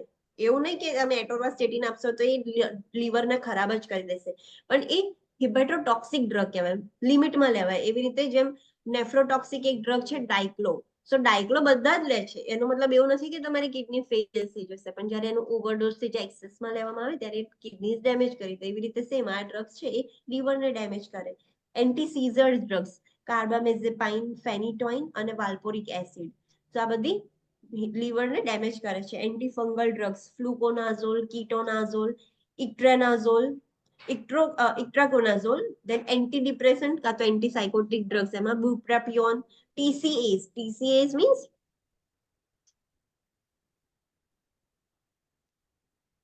ટ્રાઇકાર્બોક્સિલિક એસિડ. એ ક્લાસિફિકેશન છે આખું કે જેના એની જે બી મેડિકેશન્સ છે એના લીધે હિપેટોટોક્સિસિટી થાય છે. ટ્રેઝોડોન, દેન એન્ટીમાઇક્રોબિયલ્સ એટલે કે એન્ટીબાયોટિક જ. સો એમોક્સિસિલિન છે, એરિથ્રોમાઇસિન છે, પેનિસિલિન છે, આ બધી હિપેટોટોક્સિક ડ્રગ છે. અને અધર્સ મિસેલિનિયસમાં કઈ છે તો એમિયોડેરોન છે, લોસાર્ટન છે, લેબેટાલોલ, ઓમેપ્રાઝોલ, લિસિનોપ્રિલ અને acetaminophen. Acetaminophen commonly use drug છે, પણ જ્યારે તમે આલ્કોહોલની જોડે લો, કોઈ ક્લાયન્ટને આલ્કોહોલ અબ્યુઝ હોય અને એને ફીવર આવ્યો ને કશું કર્યું તો એને એસિટામિનોફેન લીધું તો થોડાકમાં પણ એને હિપેટોટોક્સી થઈ જશે. જ્યારે આલ્કોહોલની જોડે લેવામાં આવે એસિટામિનોફેન કાં તો એક્સેસમાં લેવામાં આવે વિધાઉટ આલ્કોહોલ તો પણ હિપેટોટોક્સી થઈ શકે છે, હિપેટોટોક્સિસિટી. દેન એન્ટીડોટ એન્ડ રિવર્સલ એજન્ટ્સ. આ પણ તમારે ખાસ યાદ રાખવાનું છે કઈ કઈ ડ્રગના કયા કયા એન્ટીડોટ છે. એસિટામિનોફેનનો એન્ટીડોટ કયું છે? એસિટાઇલસિસ્ટીન. યસ, ઓર એન એસિટાઇલસિસ્ટીન. ખાલી એસિટાઇલસિસ્ટીન હોય તો પણ ઇટ ઇઝ કરેક્ટ, અને એની જગ્યાએ એન એસિટાઇલસિસ્ટીન હોય તો પણ ઇટ ઇઝ કરેક્ટ. દેન બેન્ઝોડાઇઝેપાઇન નું આપણે હમણાં જ જોયું હતું મેન્ટલ હેલ્થ નર્સિંગમાં. બેન્ઝોડાઇઝેપાઇન નું એન્ટીડોટ કયું છે? ફ્લુમેઝેપિન. યસ. સાયનાઇડ પોઈઝનિંગ થયું હોય ક્લાયન્ટને, સાયનાઇડ લઈ લીધું હોય તો એનું તમે એન્ટીડોટ શું આપશો તો મિથિલિન બ્લુ. તમને ઓપ્શન્સમાં આપેલા જ હશે આ બધા નામ. તો this is methylene blue is the antidote for cyanide poisoning. Digitalis એટલે કયું ડ્રગ છે? Cardiac glycoside. Yes, digitalis means digoxin. Digoxin નું અગર ઓવરડોઝ થઈ જાય તો એના માટે ડિજોક્સિન ઇમ્યુન ફેબ તમે મેડિકેશન આપી શકો છો. એ એનું એન્ટીડોટ છે, ડિજોક્સિન નું એન્ટીડોટ છે. ઇથિલિન પોઈઝનિંગ થયું હોય તો એમને ફોમેપિઝોલ આપી શકો છો. દેન હિપેરિન અને એનોક્ઝાપેરિન. હિપેરિન અગર ઓવરડોઝ થઈ જાય ક્લાયન્ટને, હિપેરિન તમે વધારે આપી દો તો આ તમને ખબર હશે હોસ્પિટલ સેટિંગ્સમાં તમે આપેલું જ હશે, પ્રોટામાઇન સલ્ફેટ. એ એન્ટીડોટ છે એનું. આયર્નનું એન્ટીડોટ શું છે? ડીફેરોક્સેમાઇન. આપણે આ બધું જોયું હતું ઓન્કોલોજી અને હિમેટોલોજી વાળા ચેપ્ટરમાં કે ક્લાયન્ટને આયર્ન ઓવરલોડ થઈ જાય, ચિલેશન થેરાપી ખબર છે ને, આયર્ન ઓવરલોડ થાય ત્યારે આપે તો ચિલેશન થેરાપીમાં ડીફેરોક્સામાઇન ડ્રગ આપે છે. લીડ ઓવરલોડ થઈ જાય, જે લીડ મેડિકેશન છે કે લીડ નું કન્ઝપ્શન થઈ જાય ક્લાયન્ટને તો સક્સીમર આપી શકો છો. That is the antidote for lead. Magnesium sulphate નું એન્ટીડોટ શું છે? કેલ્શિયમ ગ્લુકોનેટ. નાર્કોટિક્સ. નાર્કોટિક્સ એટલે કયા ડ્રગ? ઓપિયોઇડ. ઓપિયોઇડ્સ છે એ. તો એનો એન્ટીડોટ શું છે? નેલોક્ઝોન. યસ. અને વાર્ફેરિન નો એન્ટીડોટ શું છે? વિટામિન કે. વિટામિન કે. સો વિટામિન કે આ એનું લાઈક નેમ છે. આપણે કેનેડિયોન ને એવું બધું જે મતલબ કહીએ છીએ એવી રીતે ફાઇટોનેડિયોન એવું લખેલું હશે કાં તો વિટામિન કે લખેલું હશે. તો એ બંને તમારે યાદ રાખવાનું. So this are the drugs and its antidotes. આ તમારે બધા જ એન્ટીડોટ્સ આમાં લખેલા છે, તો આ વસ્તુ યાદ રાખવાની છે તમારે.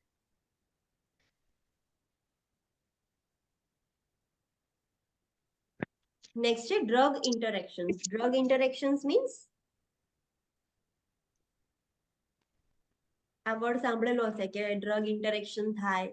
ડ્રગ ઇન્ટરેક્શન થવું મીન્સ ડ્રગના એબ્ઝોર્પ્શનને અફેક્ટ કરે. યસ, એ ડ્રગની જે એક્ટિવિટી છે, જે થવી જોઈએ એની એક્ટિવિટી, એને ઇન્ટરપ્ટ કરે છે, એને ડિસ્ટર્બ કરે છે. તો this are the drug interaction. A drug પણ હોય, ડ્રગ ફૂડ પણ હોય, અને ડ્રગ ડિઝીઝ પણ હોય. ડ્રગ ઇન્ટરેક્શન એટલે શું કે આ મેડિકેશન ચાલતી હોય તો તમે આ મેડિકેશન ના આપી શકો. બે મેડિકેશન ક્યારે જોડે ના આપી શકો, નહીં તો ડ્રગ ઇન્ટરેક્શન થાય. ફોર એક્ઝામ્પલ, સ્પેસિફિક મેડિકેશન ચાલતી હોય તો તમે સ્પેસિફિક ફ્રૂટ ના આપી શકો. લાઈક નિફેડિપિન છે તો ગ્રેપ ફ્રૂટ ના આપી શકીએ, નહીં તો નિફેડિપિન અને ગ્રેપ ફ્રૂટ નું ડ્રગ ફ્રૂટ ઇન્ટરેક્શન થઈ જાય. એવી રીતે સમ સ્પેસિફિક ડિઝીઝ કન્ડિશનમાં અમુક ડ્રગ્સ ના આપી શકાય, નહીં તો ડ્રગ ડિઝીઝ ઇન્ટરેક્શન થઈ જાય. So let's see about drug interactions કે કયા ડ્રગ ચાલતા હોય તો કયા ડ્રગ ના અપાય. નહીં તો જો બે જોડે આપી દેશો તો ડ્રગ ઇન્ટરેક્શન થઈ જશે. સો ફર્સ્ટ છે એસીઈ ઇન્હિબિટર્સ. આપણે બધું આગળ જોઈશું. એસીઈ ઇન્હિબિટર્સ નું ફૂલ ફોર્મ ખબર છે ખાલી? એન્જિયોટેન્સિન કન્વર્ટિંગ એન્ઝાઇમ ઇન્હિબિટર્સ. એટલે એ એન્જિયોટેન્સિન એન્ઝાઇમ બનવા નહીં દે, ઇન્હિબિટર છે. એ સ્પેસિફિકલી બીપી લો કરવા માટે આપીએ છીએ આપણે. સો અગર એ બધા એસીઈ ઇન્હિબિટર્સ પેશન્ટને ચાલતા હોય તો કયા ડ્રગ તમારે અવોઇડ કરવાના? પોટેશિયમ સ્પેરિંગ મેડિકેશન્સ છે. પોટેશિયમ સ્પેરિંગ મેડિકેશન્સ એટલે કઈ મેડિકેશન? થાઇરોઇડ. પોટેશિયમ સ્પેરિંગ ડાયુરેટિક હતા, યસ. સો એવા બધા જે મેડિકેશન્સ હોય કે જે પોટેશિયમને સ્પેર કરે છે, તો તમે એવી મેડિકેશન આપશો તો એ એસીબી ઇન્હિબિટર્સ જોડે ઇન્ટરેક્ટ કરીને શું કરશે? હાઇપરકેલેમિયા કરશે. બીકોઝ પોટેશિયમ સ્પેરિંગ એનું કામ શું છે? પોટેશિયમને બ્લડની અંદર જ રહેવા દે, સોડિયમ અને વોટરને નીકાળી દેશે. પ્લસ તમે એસીઈ ઇન્હિબિટર્સ આપો છો તો એમાં બી એ પોટેશિયમ વધે, તો ઓર પોટેશિયમ વધી જશે ને હાઇપરકેલેમિયાનું રિસ્ક થઈ જશે. અને હાઇપરકેલેમિયાનું રિસ્ક થાય, હાઇપરકેલેમિયા થાય તો કયું ઓર્ગન અફેક્ટ થાય? હાર્ટ. હાર્ટ. પહેલું હાર્ટ અફેક્ટ થશે, યસ. દેન નાઇટ્રોગ્લિસરીન ચાલતા હોય. નાઇટ્રોગ્લિસરીન એટલે તમે યુઝ કરતા હશો એનટીજી જે મેડિકેશન તમે હોસ્પિટલ સેટિંગમાં બોલો છો, દેટ ઇઝ નાઇટ્રોગ્લિસરીન. એ અગર મેડિકેશન્સ તમે કોઈ બ્લાઇન્ડને ઇરેક્ટાઇલ ડિસફંક્શન હોય અને એની જે બધી મેડિકેશન્સ તમે એની સાથે આપો એનટીજી જોડે, તો એના લીધે શું થાય? Risk for profound hypotension. NTG તમે ક્યારે આપો? Hypertension. હાઇપરટેન્શન, સિવિયર હાઇપરટેન્શન હોય તમે એનટીજી આપો એટલે સીધું બ્લડ પ્રેશર ડાઉન થઈ જાય. અને એનટીજી ની સાથે સાથે એ ક્લાયન્ટને ઓલરેડી કશીક ઇરેક્ટાઇલ ડિસફંક્શનની મેડિસિન્સ પણ ચાલતી હોય તો વધારે જ હાઇપોટેન્શન થઈ જશે. મેટફોર્મિન મેડિકેશન ચાલતી હોય તો તમારે કયું ડ્રગ નહીં આપવાનું? આ તો ઘસી ઘસીને મેં કીધું છે, ડાઈ નહીં કોન્ટ્રાસ્ટ ડાય. નહીં આપવાની. કોન્ટ્રાસ્ટ ડાઈ આપો તો શું થાય? નેફ્રોટોક્સિસિટી થઈ જાય, લેક્ટિક એસિડોસિસ થઈ જતું હતું, એના લીધે નેફ્રોટોક્સિસિટી થતું હતું. સો ક્લાયન્ટને આપણે મેટફોર્મિન શું કરતા હતા? કોઈ પણ ડાઈ વાળી સ્ટડી કરવાની હોય કે એવું કરવાનું હોય તો મેટફોર્મિન આપણે હોલ્ડ પર મૂકતા હતા. સો આ બે ડ્રગ ત્યારે જોડે ના અપાય. મોનોઅમાઇન ઓક્સિડેઝ ઇન્હિબિટર, ધેટ ઇઝ MAOIs. એને મોનોઅમાઇન ઓક્સિડેઝ ઇન્હિબિટર અને સેન્ટ જોન્સ વોર્ટ. સેન્ટ જોન વોર્ટ શું છે? હર્બલ મેડિકેશન્સ છે. આપણે અહીંયા કેવું બધું હર્બલ રેમેડીઝ કરે છે, તો એ હર્બલ મેડિકેશન્સ છે. તો આ બે મેડિકેશનને બીજા એન્ટી ડિપ્રેસન્ટ્સ છે એની સાથે ના અપાય. અગર તમે એની સાથે આપો મેડિકેશન અને જે હર્બલ મેડિસિન્સ છે તો એના લીધે શું થશે? તો સિરોટોનિન સિન્ડ્રોમ થવાના રિસ્ક વધી જશે. સો this is about drug interaction, કે આ સ્પેસિફિક ડ્રગ્સ છે એ તમારે આ ડ્રગ્સની સાથે અવોઇડ કરવાના છે, એ જોડે નથી આપવાના. નેક્સ્ટ છે ડ્રગ અને ફૂડ ઇન્ટરેક્શન્સ, કે કયા ડ્રગ્સ છે એ કયા સ્પેસિફિક ફૂડ સાથે તમે ના આપી શકો. તો ફર્સ્ટ છે કેલ્શિયમ ચેનલ બ્લોકર્સ. કેલ્શિયમ ચેનલ બ્લોકર્સ એટલે કયા ડ્રગ્સ? એ પણ hypertension. Hypertensive. ડિફેડિપિન, એમ્લોડિપિન, જે પીન વાળા ડ્રગ છે, ડિપિન વાળા ડ્રગ છે, બધા સીસીબીસ કહેવાય, કેલ્શિયમ ચેનલ બ્લોકર્સ છે. પછી સ્ટેટિન્સ. સ્ટેટિન્સ એટલે એટોર્વાસ્ટેટિન, એ બધા જે છે રોઝુવાસ્ટેટિન, એ બધા સ્ટેટિન્સ કહેવાય. અને એન્ટીકોએગ્યુલન્ટ્સ. આ બધી મેડિકેશન ચાલતી હોય તો કયું ફૂડ નહીં આપવાનું? Grape fruit. આપણે આગળ જ જોયું કે ગ્રેપ ફ્રૂટ એ ધ્યાનમાં રાખવાનું. તો આ બધી મેડિકેશન્સ હોય ત્યારે ગ્રેપ ફ્રૂટ અવોઇડ કરવાનું.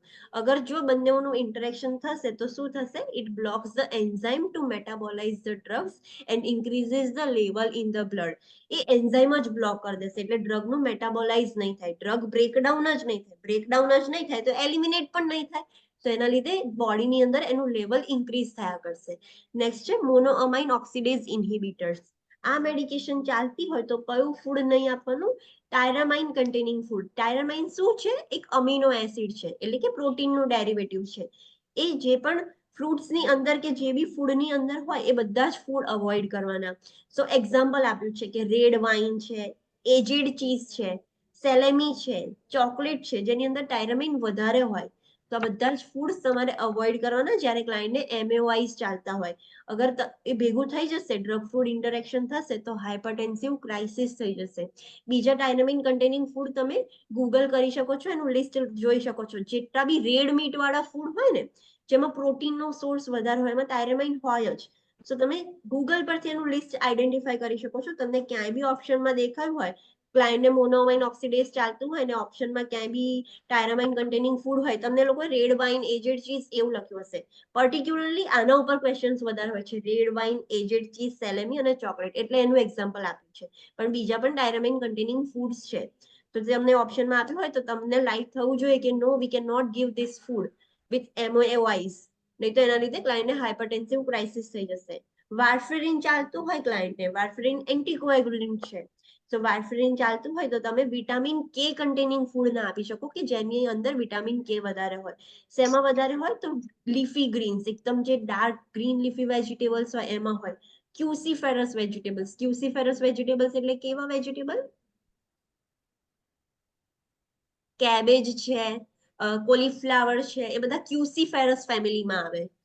ગુજરાતીમાં શું કહેવાય મને નહીં ખબર, પણ એ બધા સેમ ફેમિલીના હોય. So, એ ક્યુસીફેરસ ફેમિલી વાળા વેજીટેબલ્સ તમે ના આપી શકો બીકોઝ એમાં વિટામિન કે બહુ જ વધારે હોય. તો જ્યારે એ બંને ભેગા થાય ત્યારે શું થાય તો risk for clotting and increasing clotting cascade. Warfarin anticoagulant છે, તમે વિટામિન કે આપો છો, વિટામિન કે શું કરશે? બ્લડ ક્લોટ કરશે. તો બંને ઇન્ટરેક્ટ થઈને શું કરશે કે ક્લાયન્ટને ક્લોટિંગનું રિસ્ક વધી જશે, બ્લડમાં ક્લોટ્સ થવાનું સ્ટાર્ટ થઈ જશે, ક્લોટિંગ કેસ્કેડ થઈ જશે. ક્લોટિંગ કેસ્કેડ્સ એટલે રેન્ડમલી આખી બોડીમાં બધે જ બ્લડ ભેગા થઈને ક્લોટ્સ ફોર્મેશન થઈ જશે. સો વાર્ફેરિનને ક્યારેય તમે વિટામિન કે કન્ટેનિંગ ફૂડ હોય એની સાથે ના આપી શકો. સો this is the drug and food interaction. Next છે ડ્રગ અને ડિઝીઝ ઇન્ટરેક્શન્સ, કે કઈ સ્પેસિફિક ડિઝીઝ કન્ડિશનમાં તમે કઈ ડ્રગ્સ ના આપી શકો. સો ક્લાયન્ટને એસ્થમા હોય તો એમાં તમે બીટા બ્લોકર્સ ના આપી શકો. Beta blockers we will study further કે જે ડ્રગ્સ હોય છે એ 3 કેટેગરીઝમાં ડિવાઇડેડ હોય છે. That is alpha 1, beta 1, beta 2. So beta blockers એટલે આ જે બીટા છે એની એક્ટિવિટીને બ્લોક કરી દે. સો બીટા 2 જે છે ને એ લંગ્સ પર કામ કરે, એ જે લંગ્સની બ્રોન્કસ હોય ને એને ડાયલેટ કરે. હવે બીટાનું કામ છે, બીટા જે રિસેપ્ટર છે એનું કામ છે ડાયલેશન કરવાનું, એ ડાયલેટેશન કરશે. અને બીટા બ્લોકર્સ આપો છો, બ્લોક કરે એનો મતલબ એની એક્ટિવિટી ઓપોઝિટ કરશે, તો એ બ્રોન્કોસ્પાઝમ કરે. તો ક્લાયન્ટને ઓલરેડી એસ્થમા હોય અને તમે બીટા બ્લોકર્સ આપો છો તો ક્લાયન્ટને બ્રોન્કોસ્પાઝમ થશે, તો અસ્થમા ઓર વર્સ થઈ જશે. યસ, તો અમુક ડિઝીઝ કન્ડિશનમાં અમુક ડ્રગ્સ તમે ના આપી શકો. ફોર એક્ઝામ્પલ ક્લાયન્ટને ક્રોનિક લીવર ડિઝીઝ હોય તો તમે વાર્ફરીન ના આપી શકો. કેમ? વાર્ફરીન આપશો તો શું થશે તો increase sensitivity and bleeding. Liver disease હોય તો લીવરનો પ્રોબ્લેમ હોય તો ક્લાયન્ટને કયો પ્રોબ્લેમ થઈ જાય? ક્લોટિંગનો પ્રોબ્લેમ થઈ જાય. લીવરનું કામ છે જે ક્લોટિંગ ફેક્ટર્સ છે એને એ સિન્થેસાઇઝ કરવું લીવરનું કામ છે. લીવર જ ડેમેજ છે તો ક્લોટિંગ ફેક્ટર્સ બનવાના જ નથી. તો એને ઓલરેડી બ્લીડિંગનું રિસ્ક છે ને તમે વાર્ફરીન આપો છો તો ઇન્ક્રીઝ થઈ જશે, બ્લીડિંગની સેન્સિટિવિટી ઓર વધી જશે. કન્જેસ્ટિવ હાર્ટ ફેલિયર હોય ક્લાયન્ટને તો તમે સીસીવીઝ એટલે કે એમ્લોડિપિન, નિફેડિપિન એ બધા ડ્રગ્સ ના આપી શકો. એનસેડ્સ ના આપી શકો. જો તમે આપશો ક્લાયન્ટને તો એના લીધે શું થશે? સોડિયમ રિટેન્શન થશે and increase risk of cardiac events. Sodium written થાય એટલે એની જોડે જોડે શું રિટેન થાય? વોટર રિટેન થશે. ઓલરેડી એનું હાર્ટ ફેલ છે, વોટર રિટેન થશે તો ફ્લુઇડ ઓવરલોડ થઈ જશે, વધારે પાછા પ્રોબ્લેમ થઈ જશે હાર્ટને. તો આ મેડિકેશન કન્જેસ્ટિવ હાર્ટ ફેલિયર્સમાં ના અપાય. સ્ટીરોઇડ્સ પણ ના અપાય, લાઈક પ્રેડનિસોન, પ્રેડનિસોલોન, મિથાઇલ પ્રેડનિસોલોન, એ બધા સ્ટીરોઇડ્સ કહેવાય. સ્ટીરોઇડ્સ આપશો તો સેમ એ પણ શું કરશે? સોડિયમ અને વોટર રિટેન્શન કરે. સ્ટીરોઇડ શું કરે? સોડિયમ વોટર રિટેન્શન કરે ને બીજું પોટેશિયમને એક્સક્રેટ કરે. યસ, તો જ્યારે પણ ક્લાયન્ટને કન્જેસ્ટિવ હાર્ટ ફેલિયર હોય તમે સ્ટીરોઇડ્સ ના આપી શકો. આપશો તો સોડિયમ ને વોટર રિટેન થશે ને અગેન એ પ્રોબ્લેમ પડશે. એપિલેપ્સીનો ડિઝીઝ હોય, એપિલેપ્સી એટલે કે સીઝર્સનો ડિઝીઝ છે અને ગમે ત્યારે એપિલેપ્સી આવે છે તો એવા ક્લાયન્ટને તમે TCS, ટ્રાઇકાર્બોક્સિલિક એસિડ્સ, એન્ટી મલેરિયલ ડ્રગ્સ અને એન્ટીસાયકોટિક ડ્રગ્સ ના આપી શકો. અગર એ ડ્રગ્સ આપશો તો એના લીધે શું થશે? Reduce seizure threshold. એનો મતલબ શું કહેવા માંગે છે? સીઝરનો જે થ્રેશહોલ્ડ હોય, સીઝર્સ કંટ્રોલ રાખવાનું. આપણે મેડિકેશન એપિલેપ્સી વાળા ક્લાયન્ટ હોય આપણે એમને એન્ટી સીઝર્સ મેડિકેશન આપતા હોઈએ કે એને સીઝર્સ કંટ્રોલમાં રહે, આવે નહીં સીઝર્સ. પણ તમે એની સાથે સાથે આ બધી મેડિકેશન આપો તો જે સીઝરનો થ્રેશહોલ્ડ છે એ રિડ્યુસ થઈ જશે. જે સીઝર્સ કંટ્રોલમાં રહેવા જોઈએ એ નહીં રહે અને રેન્ડમલી સીઝર્સ હવે આયા જ જશે. તો એનું જે થ્રેશહોલ્ડ છે એ ઓછું થઈ જશે. ક્લાયન્ટને હાઇપરટેન્શન હોય ત્યારે non steroidal anti inflammatory drugs તમે ના આપી શકો. અગર આપો તો શું થશે? Increase BP due to sodium retention. NSAIDs sodium retain કરે, એના લીધે વોટર બી રિટેન થશે તો પાછું બીપી વધશે, તો હાઇપરટેન્શન તો ક્યોર જ નહીં થાય. પાર્કિન્સન્સ ડિઝીઝ હોય તો એમાં COX-2 ઇન્હિબિટર્સ ના આપી શકો તમે. અગર એ આપશો COX-2 ઇન્હિબિટર્સ તો એના લીધે વર્સિંગ થઈ જશે પાર્કિન્સન સિમ્ટમ. પાર્કિન્સન્સ ડિઝીઝમાં શું થતું હતું? ઇનવોલન્ટરી આપણે કંટ્રોલ ના કરી શકીએ. ડોપામાઇન ડિક્રીઝ ઇનવોલન્ટરી મસલ મૂવમેન્ટ થતું હતું, જર્કી મૂવમેન્ટ્સ, વાઇબ્રેશન. તો તમે ટ્રેમર. કોક્સ યસ, તો તમે COX-2 ઇન્હિબિટર્સ આપશો તો એ પાર્કિન્સનના જે સિમ્પટમ્સ છે એ ઓર વર્સ થઈ જશે. રીનલ ફેલિયર હોય ત્યારે પણ તમે non steroidal anti inflammatory drugs ના આપી શકો, એના લીધે નેફ્રોટોક્સિસિટી થઈ જાય. રેસ્પિરેટરી ફેલિયર હોય ક્લાયન્ટને, રેસ્પિરેટરી સિસ્ટમ બરાબર વર્ક નથી કરતી અને તમે ન્યુરોલેપ્ટિક ડ્રગ્સ આપો છો એને, તો એના લીધે ઓર રેસ્પિરેટરી સિસ્ટમ ઓર ડિપ્રેસ થઈ જશે. સો આ બધી ડ્રગ્સ સ્પેસિફિક ડિઝીઝ કન્ડિશનમાં તમારે અવોઇડ કરવાની. આ ડ્રગ્સ ડિઝીઝનું ઇન્ટરેક્શન થાય તો આ બધા પ્રોબ્લેમ્સ થઈ શકે. So remember this.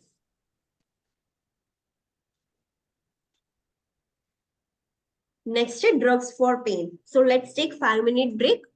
ઇન્ટ્રોડક્શન હવે પતી ગયું છે, હવે બધી મેડિકેશન્સ ચાલુ થશે. તો હવે પેઇનની મેડિકેશન જોઈશું, એના પછી સિસ્ટમ વાઇઝ જોઈએ છે.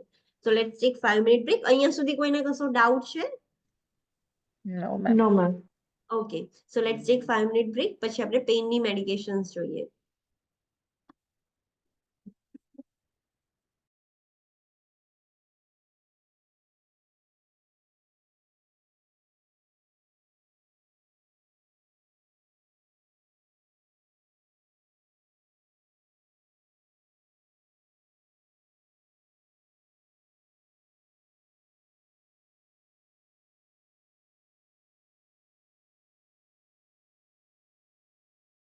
Online students, please come back from break.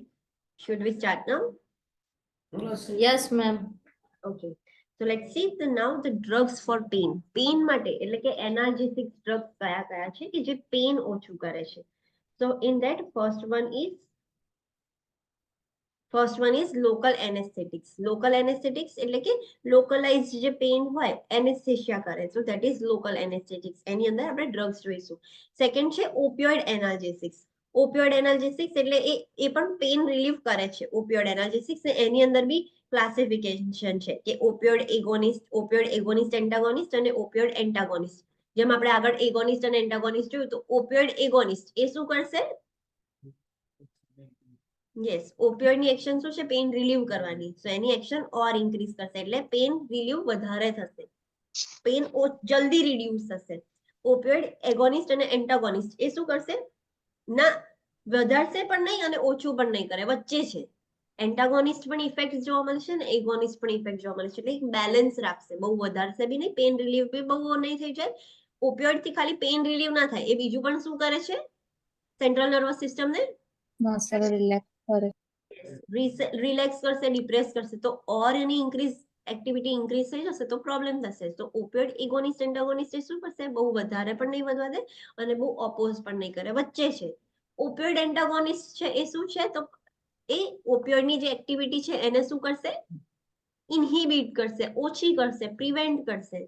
Then non ઓપિયોઇડ analgesics છે. પહેલા ઓપિયોઇડ એનાલ્જેસિક્સ જોયા, હવે નોન ઓપિયોઇડ. નોન ઓપિયોઇડમાં કયા કયા આવે છે? સો કોક્સ ઇન્હિબિટર્સ આવે છે. કોક્સ ઇન્હિબિટર્સ એટલે સાયક્લોઓક્સિજનેસ ઇન્હિબિટર્સ. તો એમાં કઈ મેડિકેશન્સ આવશે? વી વિલ સ્ટડી. આ ખાલી એક બ્રીફ ક્લાસિફિકેશન છે કે પેઇન માટેની કઈ કઈ ડ્રગ્સ છે. લોકલ એનેસ્થેટિક છે, ઓપિયોઇડ એનાલ્જેસિક્સ છે, નોન ઓપિયોઇડ એનાલ્જેસિક્સ છે, એની અંદર કોક્સ ઇન્હિબિટર છે. Non steroidal anti inflammatory drugs છે. ASA, what is ASA? ASA means what? Acetyl salicylic acid. એટલે કયું ડ્રગ?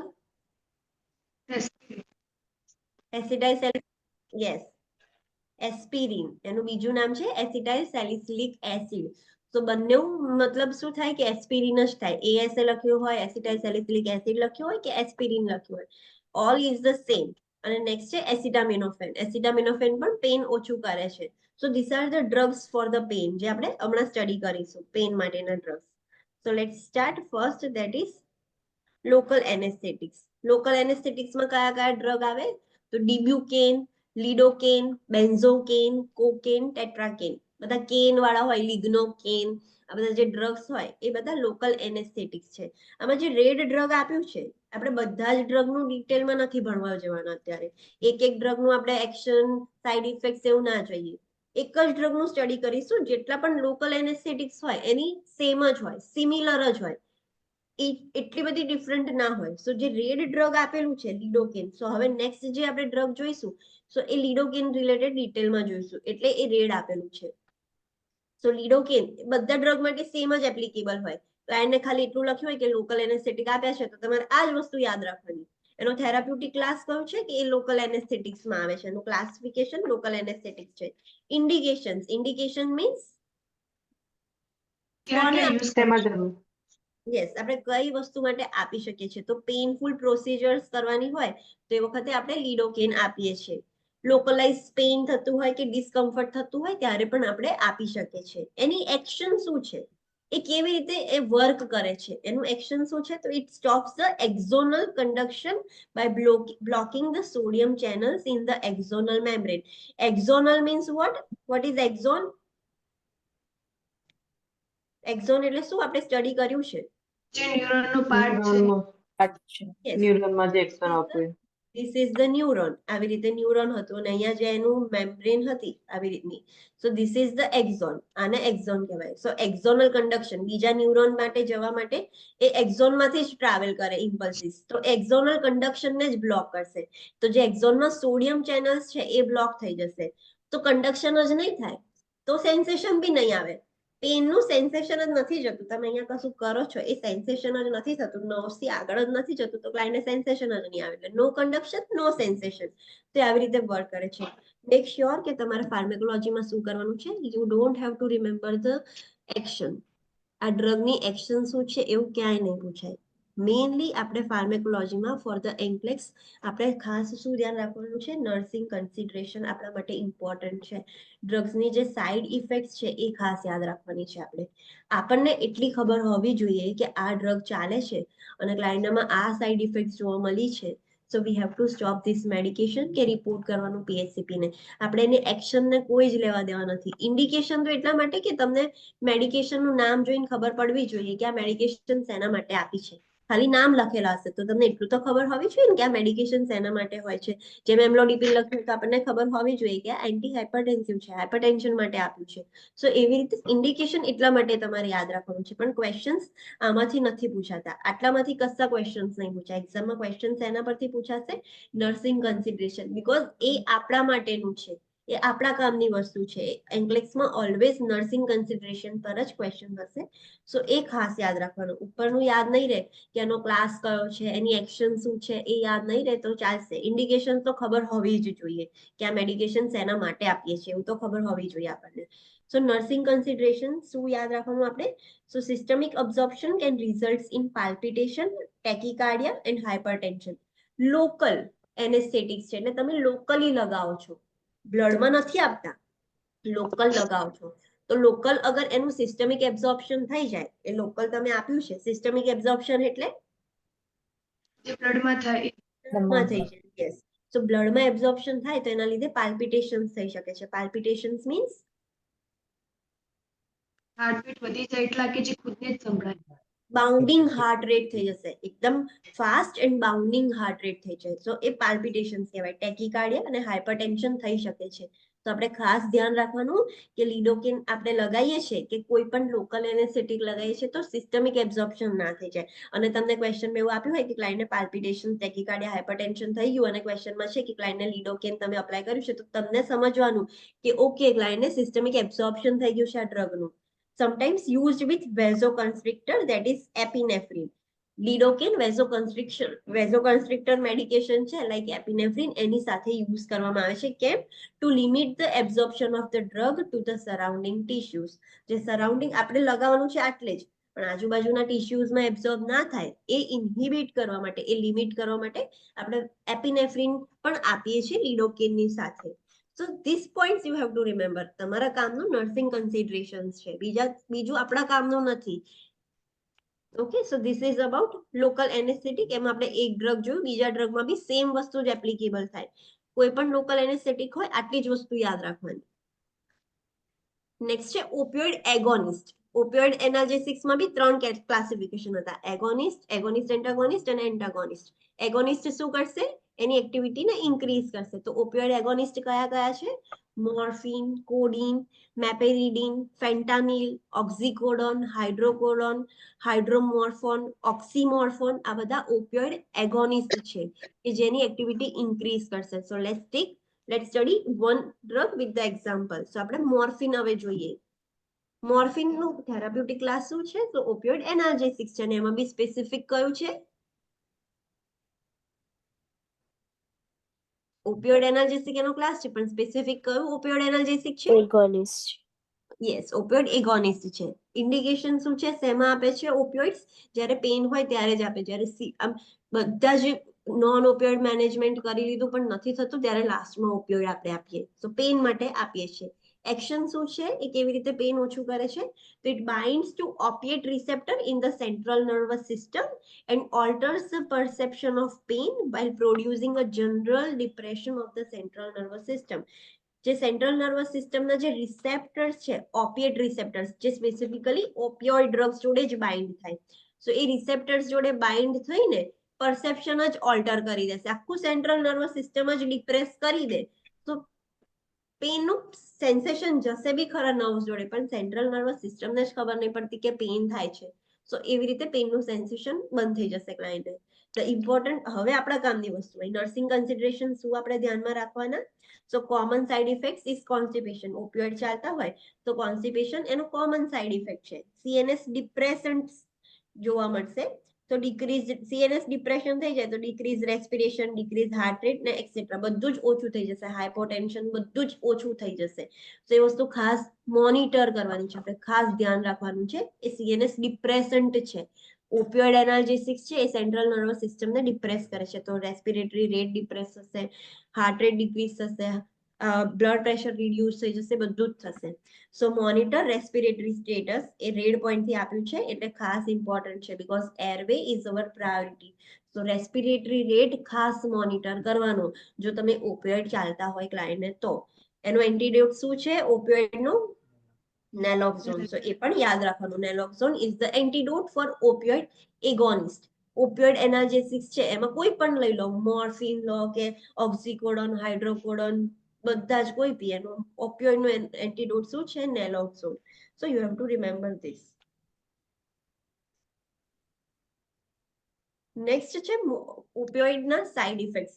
ઓપિયોઇડના સાઇડ ઇફેક્ટ્સ રિમેમ્બર કરવા માટે એક નેમોનિક છે, ધેટ ઇઝ ધ મોર્ફિન. એટલે કે આપણે મોર્ફિનથી જ એના સાઇડ ઇફેક્ટ્સ યાદ રાખીશું. ઓપિયોઇડ ચાલતા હોય તો કયા કયા સાઇડ ઇફેક્ટ્સ થઈ શકે છે? માયોસિસ. માયોસિસ મીન્સ પ્યુપિલ કન્સ્ટ્રિક્ટ થઈ જાય. અને પ્યુપિલ ડાયલેટ થાય એને શું કહેવાય? હાઇડ્રેસ. માઇડ્રિયાસિસ. માઇડ્રિયાસિસ કહેવાય. ઓકે, સો મોર્ફિનના સાઇડ ઇફેક્ટ શું છે? માયોસિસ થશે. આપણે ઓપિયોઇડ ઓવરડોઝ થઈ જતું હતું તો શું થતું હતું? પ્યુપિલ કન્સ્ટ્રિક્ટ થઈ જતી હતી, પિંક પોઈન્ટ પ્યુપિલ્સ થતી હતી. એનો સાઇડ ઇફેક્ટ હતો એટલા માટે. સો માયોસિસ થશે અને મૂડ ચેન્જીસ થશે. ઓ એટલે કે out of it. Out of it એટલે શું કહેવા માંગે છે કે ક્લાયન્ટને ખબર નહીં પડે એ શું થાય છે એની જોડે, એકદમ અનઅવેર થઈ જશે. બીકોઝ એનું સેન્ટ્રલ નર્વસ સિસ્ટમ ડિપ્રેસ થઈ ગયું છે, ધીમે ધીમે ધીમે ધીમે સેમી કોન્શિયસ ને એવું થઈ જશે. એટલે એ આઉટ ઓફ માઇન્ડ થઈ જશે, આઉટ ઓફ ઇટ થઈ જશે. આર એટલે કે રેસ્પિરેટરી ડિપ્રેશન અને રિડ્યુસ્ડ સલાઇવેશન. સલાઇવેશન પ્રોડક્શન બી ઓછું થઈ જશે. પી સ્ટેન્ડ્સ ફોર પ્રુરિટસ અને ન્યુમોનિયા. પણ કયું pneumonia? Aspiration pneumonia. Aspiration pneumonia એટલે કશું એક્સપિરેટ થઈ ગયું અને એના લીધે લંગ્સમાં ન્યુમોનિયા થઈ ગયું. H stands for hypotension. એ બ્લડ પ્રેશરને બી ઓછું કરે છે અને હેડેક પણ થશે. I stands for infrequent elimination. Infrequent એટલે પ્રોપર થતું નથી, ફ્રીક્વન્ટલી થતું નથી. સો કોન્સ્ટિપેશન થાય છે. એટલે બોવેલનું ઇનફ્રીક્વન્ટ થઈ જાય તો કોન્સ્ટિપેશન, અને યુરિનનું પ્રોપર ના થાય તો યુરિનરી રિટેન્શન થઈ શકે છે. N stands for nausea and nervousness and E stands for emesis. Emesis એટલે vomiting. So vomiting થશે તો એસ્પિરેશન ના રિસ્ક વધી જશે, અને એસ્પિરેશન થાય તો એસ્પિરેશન ન્યુમોનિયા થઈ જાય. So these are the side effects of શેના સાઇડ ઇફેક્ટ્સ છે? ઓપિયોઇડના. તો એને કેવી રીતે યાદ રાખવાનું? મોર્ફિન એનું નેમોનિક છે, તો એનાથી તમને ઇઝીલી યાદ રહી શકે કે these are the side effects for the opioids. Next છે મિથાડોન. મિથાડોન પણ એક જે બીજું એક્ઝામ્પલ હતું એ પણ સ્ટડી કરીએ તો એનું ક્લાસ છે ઓપિયોઇડ એનાલ્જેસિક અને ઓપિયોઇડ એગોનિસ્ટ જ છે. એ ઇન્ડિકેશન શું છે? મિથાડોન કેમ આપણે એક્સ્ટ્રા સ્ટડી કરીએ છીએ? બીકોઝ એક એની ઇન્ડિકેશન વધી છે. એ પેઇનની સાથે સાથે ઓપિયોઇડ વિડ્રોવલમાં પણ આપવામાં આવે છે. ઓપિયોઇડ વિડ્રોવલ મીન્સ ઓપિયોઇડને છોડી દીધા પછી. યસ, ઓપિયોઇડને છોડી દીધું છે તો હવે એને વિડ્રોવલ સિમ્ટમ્સ આપશે. તો તમે ઓપિયોઇડના આ મિથાડોન આપશો ને તો એનો શું કહેવાય કે સિમિલર ઇફેક્ટ્સ આપશે ક્લાયન્ટને. એટલા માટે આપણે ઓપિયોઇડ વિડ્રોવલમાં પણ આ ડ્રગ આપીએ છીએ. એની એક્શન શું છે? It binds to opioid receptor in the CNS and alters the perception of the pain. અને એ પણ સીએનએસ સિસ્ટમને ડિપ્રેસ કરે છે. પણ the bold thing that is given is it does not cause the euphoria.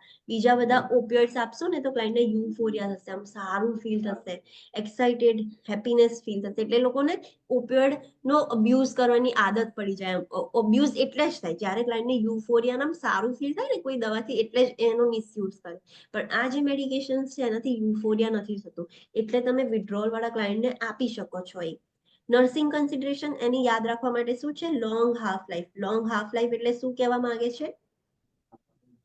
તેની મતલબ એ હાફ ડ્રગને લોંગ ટાઈમ સુધી હાફ નહીં થતી. એ ડ્રગને 50% થતા ટાઈમ બહુ વાર લાગે. બહુ જ વાર લાગે છે. એટલે કે બ્લડમાં એનું લેવલ બહુ જ વધારે ટાઈમ સુધી વધારે રહે છે. નોર્મલી ફોર એક્ઝામ્પલ જેમ આપણે 6 અવર્સ લઈને ચાલ્યા હતા, તો આની હાફ લાઈફ લોંગ હોય તો 12 કલાક થાય છે. એને 50% ઓછું થવા બ્લડની અંદર, એટલે બ્લડની અંદર વધેલું જ રહે છે. એની હાફ લાઈફ બહુ લોંગ છે. And very slowly titrate down. Half life long છે એટલે ટાઇટ્રેશન જે ઓછું થવું જોઈએ એ બહુ જ સ્લોલી થાય છે, એટલે બ્લડની અંદર એનું અમાઉન્ટ વધારે રહે છે. સો આવી જે બધી ડ્રગ્સ છે કે જેમની હાફ લાઈફ બહુ લોંગ હોય, તમે એનો બીજો ડોઝ ફ્રિકવન્ટલી ના આપી શકો. એ ટીડીએસ ને એવી રીતે ના અપાય, બીકોઝ ઓલરેડી બ્લડની અંદર બોડીમાં જ અપાય ને. યસ. અને તમે તરત બીજું આપો થોડા કલાકમાં, 6 કલાકમાં, તો કેટલું વધી જાય બ્લડની અંદર, ટોક્સિસિટી થઈ જાય. તો જે બી ડ્રગ્સ એવી હોય કે જેમની લોંગ હાફ લાઈફ બહુ લોંગ હોય, સો એવા તમે ફ્રિકવન્ટલી ના આપી શકો. લાઈક ટીડીએસ, ક્યુડીએસ એવી રીતે ના આપી શકો. ઓડીમાં આપી શકાય. તો એ બધી વસ્તુ યાદ રાખવાની ઇનડાયરેક્ટલી. નેક્સ્ટ છે ઓપિયોઇડ એગોનિસ્ટ અને એન્ટાગોનિસ્ટ. એનો મતલબ શું? એની ઇફેક્ટ વધારતું બી નહીં, ઓછું બી નહીં. યસ. એ ઓપિયોઇડની ઇફેક્ટ એટલી બધી ઇન્ક્રીઝ પણ નથી કરતું ને ઓછી પણ નથી કરતું, વચ્ચે છે. સો એના એક્ઝામ્પલ શું છે? તો બ્યુપ્રેનોર્ફિન, બ્યુટોનોર્ફેનોલ, નાલ્બ્યુફિન અને સ્યુબોક્સોન. એમાં બે ડ્રગ્સ મિક્સ છે, બ્યુપેનોર્ફિન અને નેલોક્ઝોન. નેલોક્ઝોન એન્ટાગોનિસ્ટ છે અને બ્યુપેનોર્ફિન અગેન એગોનિસ્ટ ને એન્ટાગોનિસ્ટ નો કોમ્બિનેશન છે. તો બંને ભેગા થઈને શું કરશે? ઓપિયોઇડને સ્ટેબિલાઇઝ કરશે, ના વધવા દેશે ના ઘટવા દેશે. તો એક એક્ઝામ્પલ છે બ્યુપ્રેનોર્ફિન. સો એનું આપણે સ્ટડી કરીએ. ઇન્ડિકેશન્સ કેમાં આપે છે? સો માઇલ્ડ ટુ મોડરેટ પેઇન હોય, કાં તો ઓપિયોઇડ એડિક્શનની એક્શન હોય. ઓપિયોઇડનું એડિક્શન હોય અને ઓપિયોઇડની લત લાગી ગઈ હોય, તો તમે આ મેડિકેશન આપશો ને તો ઓપિયોઇડની ઇફેક્ટ્સ પણ નહીં વધારે અને વિડ્રોલ બી નહીં થાય. તમે બંધ કરી દો તો વિડ્રોવલ સિમ્ટમ્સ થઈ જાય. તો આ સ્ટેબિલાઇઝ કરશે, ના ઓપિયોઇડની ઇફેક્ટ્સ ઓછી કરશે કે ના વધારશે. તો એવા ક્લાયન્ટને તમે આપી શકો છો. ઓપિયોઇડ એની એક્શન શું છે? તો ઓપિયોઇડ રિસેપ્ટર એગોનિસ્ટ, એન્ટાગોનિસ્ટ એની એક્શન છે. અને નર્સિંગ કન્સિડરેશન આપણે શું ધ્યાન રાખવાનું છે? તો lower potential for abuse and less powerful energetic effect. આમાં નર્સિંગ કન્સિડરેશન એક વસ્તુ યાદ રાખવાની છે કે આ ડ્રગ ચાલતા હોય, બ્યુપેનોર્ફિન કે બધા છે ઓપિયોઇડ એન્ટાગોનિસ્ટ એગોનિક ડ્રગ્સ છે, એ અબ્યુઝ ના કરી શકે એનું, બીકોઝ એને અસર જ નથી થતી એટલી બધી જેમ ઓપિયોઇડની અસર થવી જોઈએ એવી થતી નથી. એટલે અબ્યુઝના પોટેન્શિયલ બહુ ઓછા છે. અને બીજું કે એનું એનર્જેટિક ઇફેક્ટ છે એ ઓપિયોઇડ એગોનિસ્ટ જેવો નથી આવતો, એટલા બધા પાવરફુલ ઇફેક્ટ નથી, બીકોઝ એમાં બંને છે, એગોનિસ્ટ એન્ટાગોનિસ્ટ બંને છે. એટલા પાવરફુલ ઇફેક્ટ્સ જોવા નથી મળતા આ ડ્રગમાં. તે વસ્તુ ખાલી તમારે ધ્યાન રાખવાનું છે. નેક્સ્ટ છે ઓપિયોઇડ એન્ટાગોનિસ્ટ. એટલે શું કરશે? ઓછું કરશે, એની એક્ટિવિટીને રિવર્સ કરશે, પ્રિવેન્ટ કરશે. તો એક એક્ઝામ્પલ છે નેલોક્ઝોન, જે ઓપિયોઇડ એન્ટાગોનિસ્ટ કહેવાય. એની એક્ટિવિટી ઓછું કરે છે, એટલે જ આપણે એન્ટીડોટ તરીકે આપીએ છીએ કે ઓપિયોઇડ ઓવરડોઝ થઈ ગયો છે તો આપણે એગોનિસ્ટ થયું છે તો એન્ટાગોનિસ્ટ આપો તો એની એક્ટિવિટી રિવર્સ કરી દેશે. તો નેલોક્ઝોન છે, નેલ્ટ્રેક્ઝોન છે અને મિથાઇલ નેલ્ટ્રેક્ઝોન છે. This are the examples. એમાં આપણે એક સ્ટડી કરીશું, ધેટ ઇઝ ધ નેલોક્ઝોન. એનું થેરાપ્યુટિક ક્લાસ કયું છે? તો ઇટ ઇઝ ઓપિયોઇડ એન્ટાગોનિસ્ટ. ઇન્ડિકેશન્સ ક્યારે આપણે આપીએ છીએ નેલોક્ઝોન? જ્યારે ઓપિયોઇડ ઓવરડોઝ થઈ ગયું હોય ત્યારે આપીએ. ઓપિયોઇડ ઇન્ડ્યુસ કોન્સ્ટિપેશન થયું હોય, ક્લાયન્ટને કોન્સ્ટિપેશન નોર્મલ નથી થયું, ઓપિયોઇડના લીધે કોન્સ્ટિપેશન થયું છે, બીકોઝ સાઇડ ઇફેક્ટ શું હતી? ઓપિયોઇડ એગોનિસ્ટની constipation was the one of the side effect. So એ રિલીવ કરવું હોય આપણે. અને post operative opioid effect. Opioid જ્યારે કોઈની સર્જરી હોય ને ત્યારે ઓપિયોઇડ મેડિકેશન્સ આપે કે સર્જરીમાં બહુ જ પેઇન થાય, સો એ પેઇનને રિલીવ કરવા માટે ઓપિયોઇડ્સ આપ્યા હોય. હવે ક્લાયન્ટને તમે જોયું હશે કે એનેસ્થેશિયા રૂમમાંથી નીચે લાવો ને તો એનું બીપી ડ્રોપ થતું હોય, હાર્ટ રેટ ડ્રોપ થતી હોય, એવા બધા સાઇડ ઇફેક્ટ્સ જોવા મળે ઓપિયોઇડના આપ્યા પછી. સો એ રિવર્સ કરવું હોય આપણે, તો આપણે નેલોક્ઝોન આપીશું, ઓપિયોઇડ એન્ટાગોનિસ્ટ આપીશું, તો એ એની ઇફેક્ટ્સ રિવર્સ કરશે. બીપી થોડુંક ઇન્ક્રીઝ કરશે, હાર્ટ રેટ થોડીક ઇન્ક્રીઝ કરશે, રેસ્પિરેટરી રેટ ઇન્ક્રીઝ કરશે. તો જે પોસ્ટ ઓપરેટિવ ઓપિયોઇડ ઇફેક્ટ છે એ રિવર્સ કરવા માટે પણ આપણે નેલોક્ઝોન આપી શકીએ છીએ. એની એક્શન શું છે, તો એ કેવી રીતે વર્ક કરે છે? It blocks the effect of opioid agonist reversing the analgesia. એ ઓપિયોઇડ એગોનિસ્ટની જે એક્ટિવિટી હતી એ જ બ્લોક કરે છે, એટલે કે એનાલ્જેસિયા જે એક્ટિવિટી હતી એ રિવર્સ કરશે, સિડેશનની એક્ટિવિટી રિવર્સ કરશે, યુફોરિયા થતું હતું ઓપિયોઇડ થી એ બી રિવર્સ કરી દેશે, અને રેસ્પિરેટરી ડિપ્રેશન જે થતું હતું ઓપિયોઇડ એગોનિસ્ટ થી એ પણ એ રિવર્સ કરી દેશે. નર્સિંગ કન્સિડરેશન, જ્યારે નેલોક્ઝોન આપીએ ત્યારે શું ધ્યાન રાખવાનું? કોઈ પણ ઓપિયોઇડ એન્ટાગોનિસ્ટ આપીએ ત્યારે શું ધ્યાન રાખવાનું? It will cause immediate withdrawal in someone physically dependent on opioids. એક પર્સન જે ડિપેન્ડન્ટ હતું ઓપિયોઇડ પર, એને તમે નેલોક્ઝોન આપશો એટલે એના જે બ્લડની અંદર ઓપિયોઇડ એગોનિસ્ટની એક્ટિવિટી સડનલી સ્ટોપ થઈ જશે, તો એનામાં વિડ્રોવલ જોવા મળશે. સડનલી તમે એકદમ જ નેલોક્ઝોન આપી દો, અત્યાર સુધી ઓપિયોઇડ પર ચાલુ હોય તમે નેલોક્ઝોન આપી દો. નોર્મલ કોઈ બી પર્સનને ફર્સ્ટ ટાઈમ ઓપિયોઇડ આપ્યું હોય તો તમે આપી શકો, પણ એવા પર્સન જે ડિપેન્ડન્ટ હતા, ઓપિયોઇડનો અબ્યુઝ કરતા હતા, એમને તમે નેલોક્ઝોન આપો એવા પર્સનને, તો સડનલી વિડ્રોવલ સિમ્પટમ્સ જોવા મળે નેલોક્ઝોનના લીધે. સો એ વસ્તુ ખાસ ધ્યાન રાખવાની કે જે લોકોને ઓપિયોઇડ ડિપેન્ડન્ટ હોય એમને તમે નેલોક્ઝોન સડનલી ના આપી શકો. Understood? Yes ma'am. Okay, next છે નોન ઓપિયોઇડ એનાલ્જેસિક્સ. હવે પહેલું આપણે લોકલ એનેસ્થેટિક જોયું, ઓપિયોઇડ એનાલ્જેસિક્સ જોયા, એમાં બી 3 ક્લાસિફિકેશન જોયા. હવે નોન ઓપિયોઇડ એનાલ્જેસિક્સ, તો એમાં ફર્સ્ટ આપણે જોઈશું સાયક્લોઓક્સિજનેસ ઇન્હિબિટર્સ, સેકન્ડ છે non steroidal anti inflammatory drugs. તો એના બધા એક્ઝામ્પલ છે નેપ્રોક્સેન, કીટોપ્રોફેન, ઇન્ડોમિથાસિન, આઇબુપ્રોફેન, કીટોરોલેક, એસિટાઇલ સેલિસિલિક એસિડ અને સેલેક્ટોક્સિબ. આ બધા એક્ઝામ્પલ છે એનસેડ્સ ડ્રગ્સના. અને નોન ઓપિયોઇડ્સ જે do not suppress the inflammation. એવા ઓપિયોઇડ ડ્રગ્સ જોઈશું કે જે સપ્રેશન ઇન્ફ્લામેટ, આ જે નોન સ્ટીરોઇડલ એન્ટી ઇન્ફ્લામેટરીના નામમાં છે કે એન્ટી ઇન્ફ્લામેટરી, એ ઇન્ફ્લામેશનને બી ઓછું કરે છે પ્લસ એનાલ્જેસિક્સ પણ છે. પણ અમુક મેડિકેશન્સ એવી છે કે જે ઇન્ફ્લામેશન સપ્રેસ નથી કરતું, ખાલી પેઇનને જ ઓછું કરે છે. તો ધેટ ઇઝ એસિટામિનોફેન, એ ઇન્ફ્લામેશનને ઓછું નથી કરતું. તો લેટ્સ સી. ફર્સ્ટ છે સાયક્લોઓક્સિજનેસ 1 અને 2. આ જે કેટેગરી છે સાયક્લોઓક્સિજનેસ ઇન્હિબિટર્સ, એ જોઈએ. હવે સાયક્લોઓક્સિજનેસ ઇન્હિબિટર, તો સાયક્લોઓક્સિજનેસ નું કામ શું છે? 1 અને 2 એના એ જે રિસેપ્ટર્સ છે, એ રિસેપ્ટર્સ નું કામ શું છે? તો એ બોડી પર એક્ટ કરે છે. Let me give you one example કે એ બોડીમાં ક્યાં ક્યાં જોવા મળે છે. તો નોર્મલી એ સ્ટમકની અંદર જોવા મળે છે અને એ સ્ટમક પ્રોટેક્શન કરે. સાયક્લોઓક્સિજનેસ 1 અને 2 રિસેપ્ટર્સ છે એ સ્ટમકની લાઇનિંગ પર જોવા મળે અને જે સ્ટમકને પ્રોટેક્ટ કરશે. અગર તમે એને ઇન્હિબિટ કરો છો, સાયક્લોઓક્સિજનેસ ઇન્હિબિટર આપો છો, તો હવે ગેસ્ટ્રિક પ્રોટેક્શન નહીં કરે, એને ઇન્હિબિટ કરશે. સો ગેસ્ટ્રિક પ્રોટેક્શન ના થાય તો એના લીધે શું થઈ શકે? ગેસ્ટ્રિક અલ્સરેશન. અલ્સરેશન થઈ જાય, બીકોઝ તમે ઇન્હિબિટ કરી છે એની એક્ટિવિટી. તમે એક વખત આ મેડિકેશન આપો તો એને બીજું શું કહેવાય કે પેનના માટે તમે આપ્યું છે, તો જ્યાં જ્યાં સાયક્લોઓક્સિજનેસ રિસેપ્ટર્સ હશે બધે જ એક્ટ તો કરશે જ ને, તો એ બધું જ જોવા મળશે. તો તમને ખબર હશે કે આઇબુપ્રોફેન ને એ બધી મેડિકેશન્સ હોય ને એના લીધે એસિડિટી થાય, લોંગ ટર્મ આઇબુપ્રોફેન પર એના પર ચાલતું હોય ને ક્લાયન્ટ, તો એને સ્ટમક અલ્સર્સ થવાના બી રિસ્ક વધી જાય. કેમ?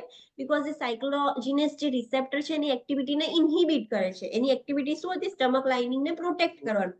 સો એ જ ઇન્હિબિટ થઈ ગયું તો અલ્સરેશનના રિસ્ક વધી જશે.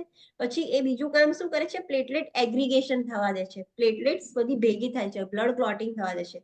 હવે તમે એને ઇન્હિબિટ કરી દો, ઇન્હિબિશન કરી દો એનું, તો એના લીધે બ્લીડિંગ રિસ્ક વધી જાય. એસિટાઇલ સેલિસિલિક એસિડ થી બ્લીડિંગ થાય છે ને, તો આ બધી જે non steroidal anti inflammatory drugs હોય તમે બ્લીડિંગ રિસ્ક વાળા ક્લાયન્ટને આપો છો? નો. નો. કેમ નથી આપતા? બીકોઝ એ સાયક્લોજીનેસ જે રિસેપ્ટર્સ છે એની એક્ટિવિટીને ઇન્હિબિટ કરે છે. એની એક્ટિવિટી શું છે? કે પ્લેટલેટ એગ્રીગેશન કરવું. એ જ ઇન્હિબિટ કરી દો તો બ્લીડિંગ રિસ્ક વધી જાય, ઓપોઝિટ થઈ જાય. નેક્સ્ટ છે સાયક્લોકોક્સ 1 અને 2 નું બીજું કામ શું છે? વેઝોડાયલેશન કરવું. હવે એ જ એક્ટિવિટી તમે ઇન્હિબિટ કરી દો તો એનું ઓપોઝિટ થાય, વેઝોકન્સ્ટ્રિક્શન થઈ જાય. બીજું એનું કામ શું છે? કે રીનલ ફંક્શન મેન્ટેન કરવું. કોક્સ જે રિસેપ્ટર્સ છે એનું રીનલ ફંક્શન મેન્ટેન કરવું. અગર તમે એ ઇન્હિબિટર્સ આપશો તો રીનલ ફંક્શન ઇમ્પેર્ડ થઈ જશે.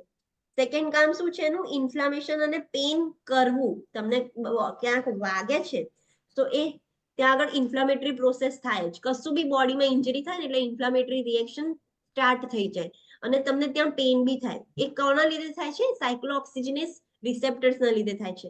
તો તમે એને ઇન્હિબિટ કરી દેશો તો ઇન્ફ્લામેશન પણ ઓછું થઈ જશે અને પેઇન પણ ઓછું થઈ જશે. એટલે રિડ્યુસ ઇન્ફ્લામેશન અને એનાલ્જેસિયા થશે, બીકોઝ એનું કામ છે ઇન્ફ્લામેશન અને પેઇન કરવું, જે તમે ઓપોઝિટ કરી દીધું છે. એ ફીવર અને પેઇન માટે પણ રિસ્પોન્સિબલ છે. બોડીની અંદર કશું બી થાય એટલે ફીવર લાવવાનું કામ છે, પેઇન લાવવાનું કામ છે, એ સાયક્લોઓક્સિજનેસ રિસેપ્ટર્સનું કામ છે. જો તમે એ જ એની એક્ટિવિટી ઇન્હિબિટ કરી દો તો ફીવર પણ રિડ્યુસ થાય અને ફરી અગેન પેઇન પણ રિડ્યુસ થઈ જાય. Understood? Yes ma'am. Yes, okay. So this is the activities જે આપણે ઇન્હિબિટ કરીએ છીએ. ક્રોસ કર્યું છે એનો મતલબ કે એની નોર્મલ એક્ટિવિટીને ઇન્હિબિટ કરી છે, તો એના લીધે આ બધી વસ્તુ જોવા મળશે.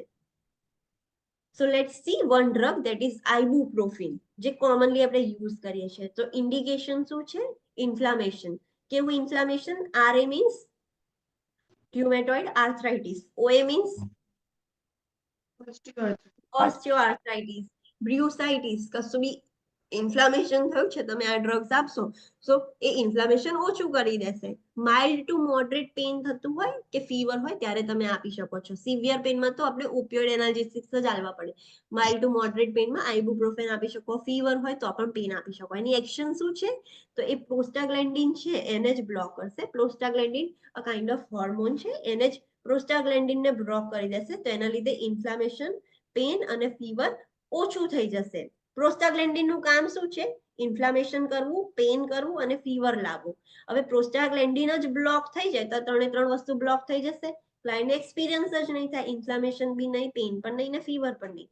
નર્સિંગ કન્સિડરેશન તમારે યાદ રાખવાની છે શું છે? એના સાઇડ ઇફેક્ટ્સ.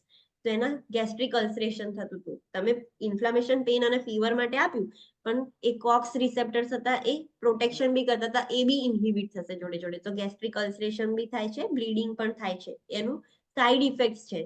અને તમારે શું ધ્યાન રાખવાનું છે? ટિપિકલી અવોઇડેડ ઇન ટ્રોમા અને સર્જિકલ ક્લાયન્ટ્સ. જે લોકોને ટ્રોમા થયો હોય, રિસેન્ટ ઇન્જરી થઈ હોય, સર્જરી કરી હોય, એવા ક્લાયન્ટ્સને તમે પેઇન રિલીવ કરવા માટે આઇબુપ્રોફેન ના આપી શકો, નહીં તો બ્લીડિંગ થઈ જશે પાછું.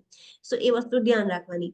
રીનલ ઇમ્પેરમેન્ટ હોય ક્લાયન્ટને, રીનલ ફંક્શન જ બરાબર ના હોય તો તમે ફરી એનસેડ્સ ના આપી શકો. આ વસ્તુ આપણે આગળ પણ જોઈ હતી. રીનલ ઇમ્પેરમેન્ટ વાળા ડ્રગ ડિઝીઝ કન્ડિશન ઇન્ટરેક્શનમાં જોયું હતું ને કે રીનલ ઇમ્પેરમેન્ટ હોય તો non steroidal anti inflammatory drug ના આપી શકો, બીકોઝ એ અગેન રીનલ ફંક્શનને ઇમ્પેર કરે. તો એવા ક્લાયન્ટમાં BUN અને ક્રિએટિનિન ખાસ મોનિટર કરવાનું. સો this is about non steroidal anti inflammatory drug. Next છે એસ્પિરિન, જે કોમનલી યુઝ થાય છે, અને એસ્પિરિન બહુ જ ઇમ્પોર્ટન્ટ ડ્રગ છે. સો આ વસ્તુ તો યાદ રાખવી જ પડશે. એનો થેરાપ્યુટિક ક્લાસ શું છે? તો એન્ટીપાયરેટિક અને નોન ઓપિયોઇડ એનાલ્જેસિક, એટલે non steroidal anti inflammatory drug પણ છે અને એન્ટીપાયરેટિક ડ્રગ પણ છે. બીકોઝ કોક્સ રિસેપ્ટર્સનું કામ ફીવર પણ ઓછું કરવાનું છે. એ એસ્પિરિન એન્ટીપાયરેટિક પણ છે. એ ખાલી પેલું એન્ટી ઇન્ફ્લામેશન કે એના માટે નથી. ઇન્ડિકેશન્સ ક્યારે આપણે એસ્પિરિન આપીએ છીએ? So for pain. કયું pain? Best for joint, muscle અને head pain. Very common in arthritis. જ્યારે joint pain, muscle pain, head pain થતું હોય, હેડ પેઇન એટલે હેડેક થતું હોય, એમાં પેલી મેડિકેશન તમે એડવર્ટાઇઝમાં જોઈ હશે, ડિસ્પ્રિન ને એવી બધી મેડિકેશન જોઈ છે એડવર્ટાઇઝમાં? યસ. એમાં કયું કન્ટેન્ટ હોય છે? એસ્પિરિન જ હોય છે, કે જેથી હેડેક ઓછું કરે. સો એ પેઇન થતું હોય એમાં આપીએ, ફીવરમાં આપણે આપીએ છીએ. It protects against thrombotic disorders. Thrombotic ડિસઓર્ડર્સમાં બી પ્રોટેક્ટ કરે. કેવી રીતે? બીકોઝ એ પ્લેટલેટ એગ્રીગેશનને બ્લોક કરતું હતું, ઇન્હિબિટ કરતું હતું, એટલે પ્લેટલેટ એગ્રીગેશન ના થાય. સો MI-માં સ્ટ્રોક પ્રિવેન્શન. કયું સ્ટ્રોક? થ્રોમ્બોટિક સ્ટ્રોક, બ્રેનનું જે સ્ટ્રોક હતું એ. તો એ બધા ડિઝીઝ કન્ડિશનમાં પણ તમે એસ્પિરિન આપી શકો છો, બીકોઝ એ પ્લેટલેટને એગ્રીગેટ જ નહીં થવા દે.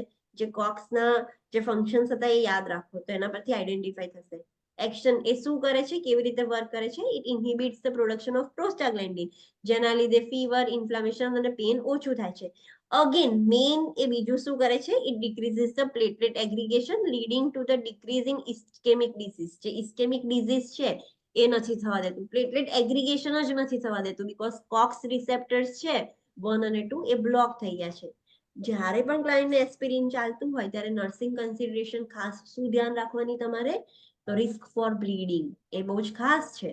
ડોન્ટ એડમિનિસ્ટર વિથ અનધર કોઈ એન્ટીકોએગ્યુલન્ટ ક્લાયન્ટને બીજા કોઈ એન્ટીકોએગ્યુલન્ટ્સ ચાલતા હોય વાર્ફેરિન હિપેરિન તો તમે એસ્પિરિન ના આપી શકો, નહીં તો બ્લીડિંગ રિસ્ક વધી જશે.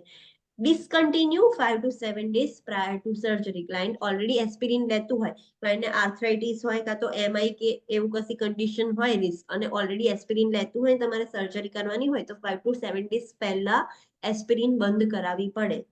Next is the red point that is important. Caution with the pediatric client.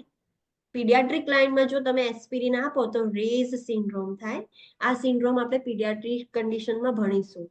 કોઈ પણ પીડિયાટ્રિક બચ્ચુને ફીવર હોય ને તો એસ્પિરિન મેડિકેશન ના આપી શકાય. જો તમે બચ્ચાને એસ્પિરિન આપશો અને એને એ ઇન્ફેક્શન કે ફીવર વાયરલ ઇન્ફેક્શનના લીધે હતું તો ક્લાયન્ટને રેઝ સિન્ડ્રોમ થઈ જશે. સો આ વસ્તુ ખાસ યાદ જ રાખવાની છે. In paediatric we can not give aspirin. જો એસ્પિરિન આપો તો શું થશે? રેઝ સિન્ડ્રોમ થશે. You have to remember this. આ તો યાદ જ રાખવાનું.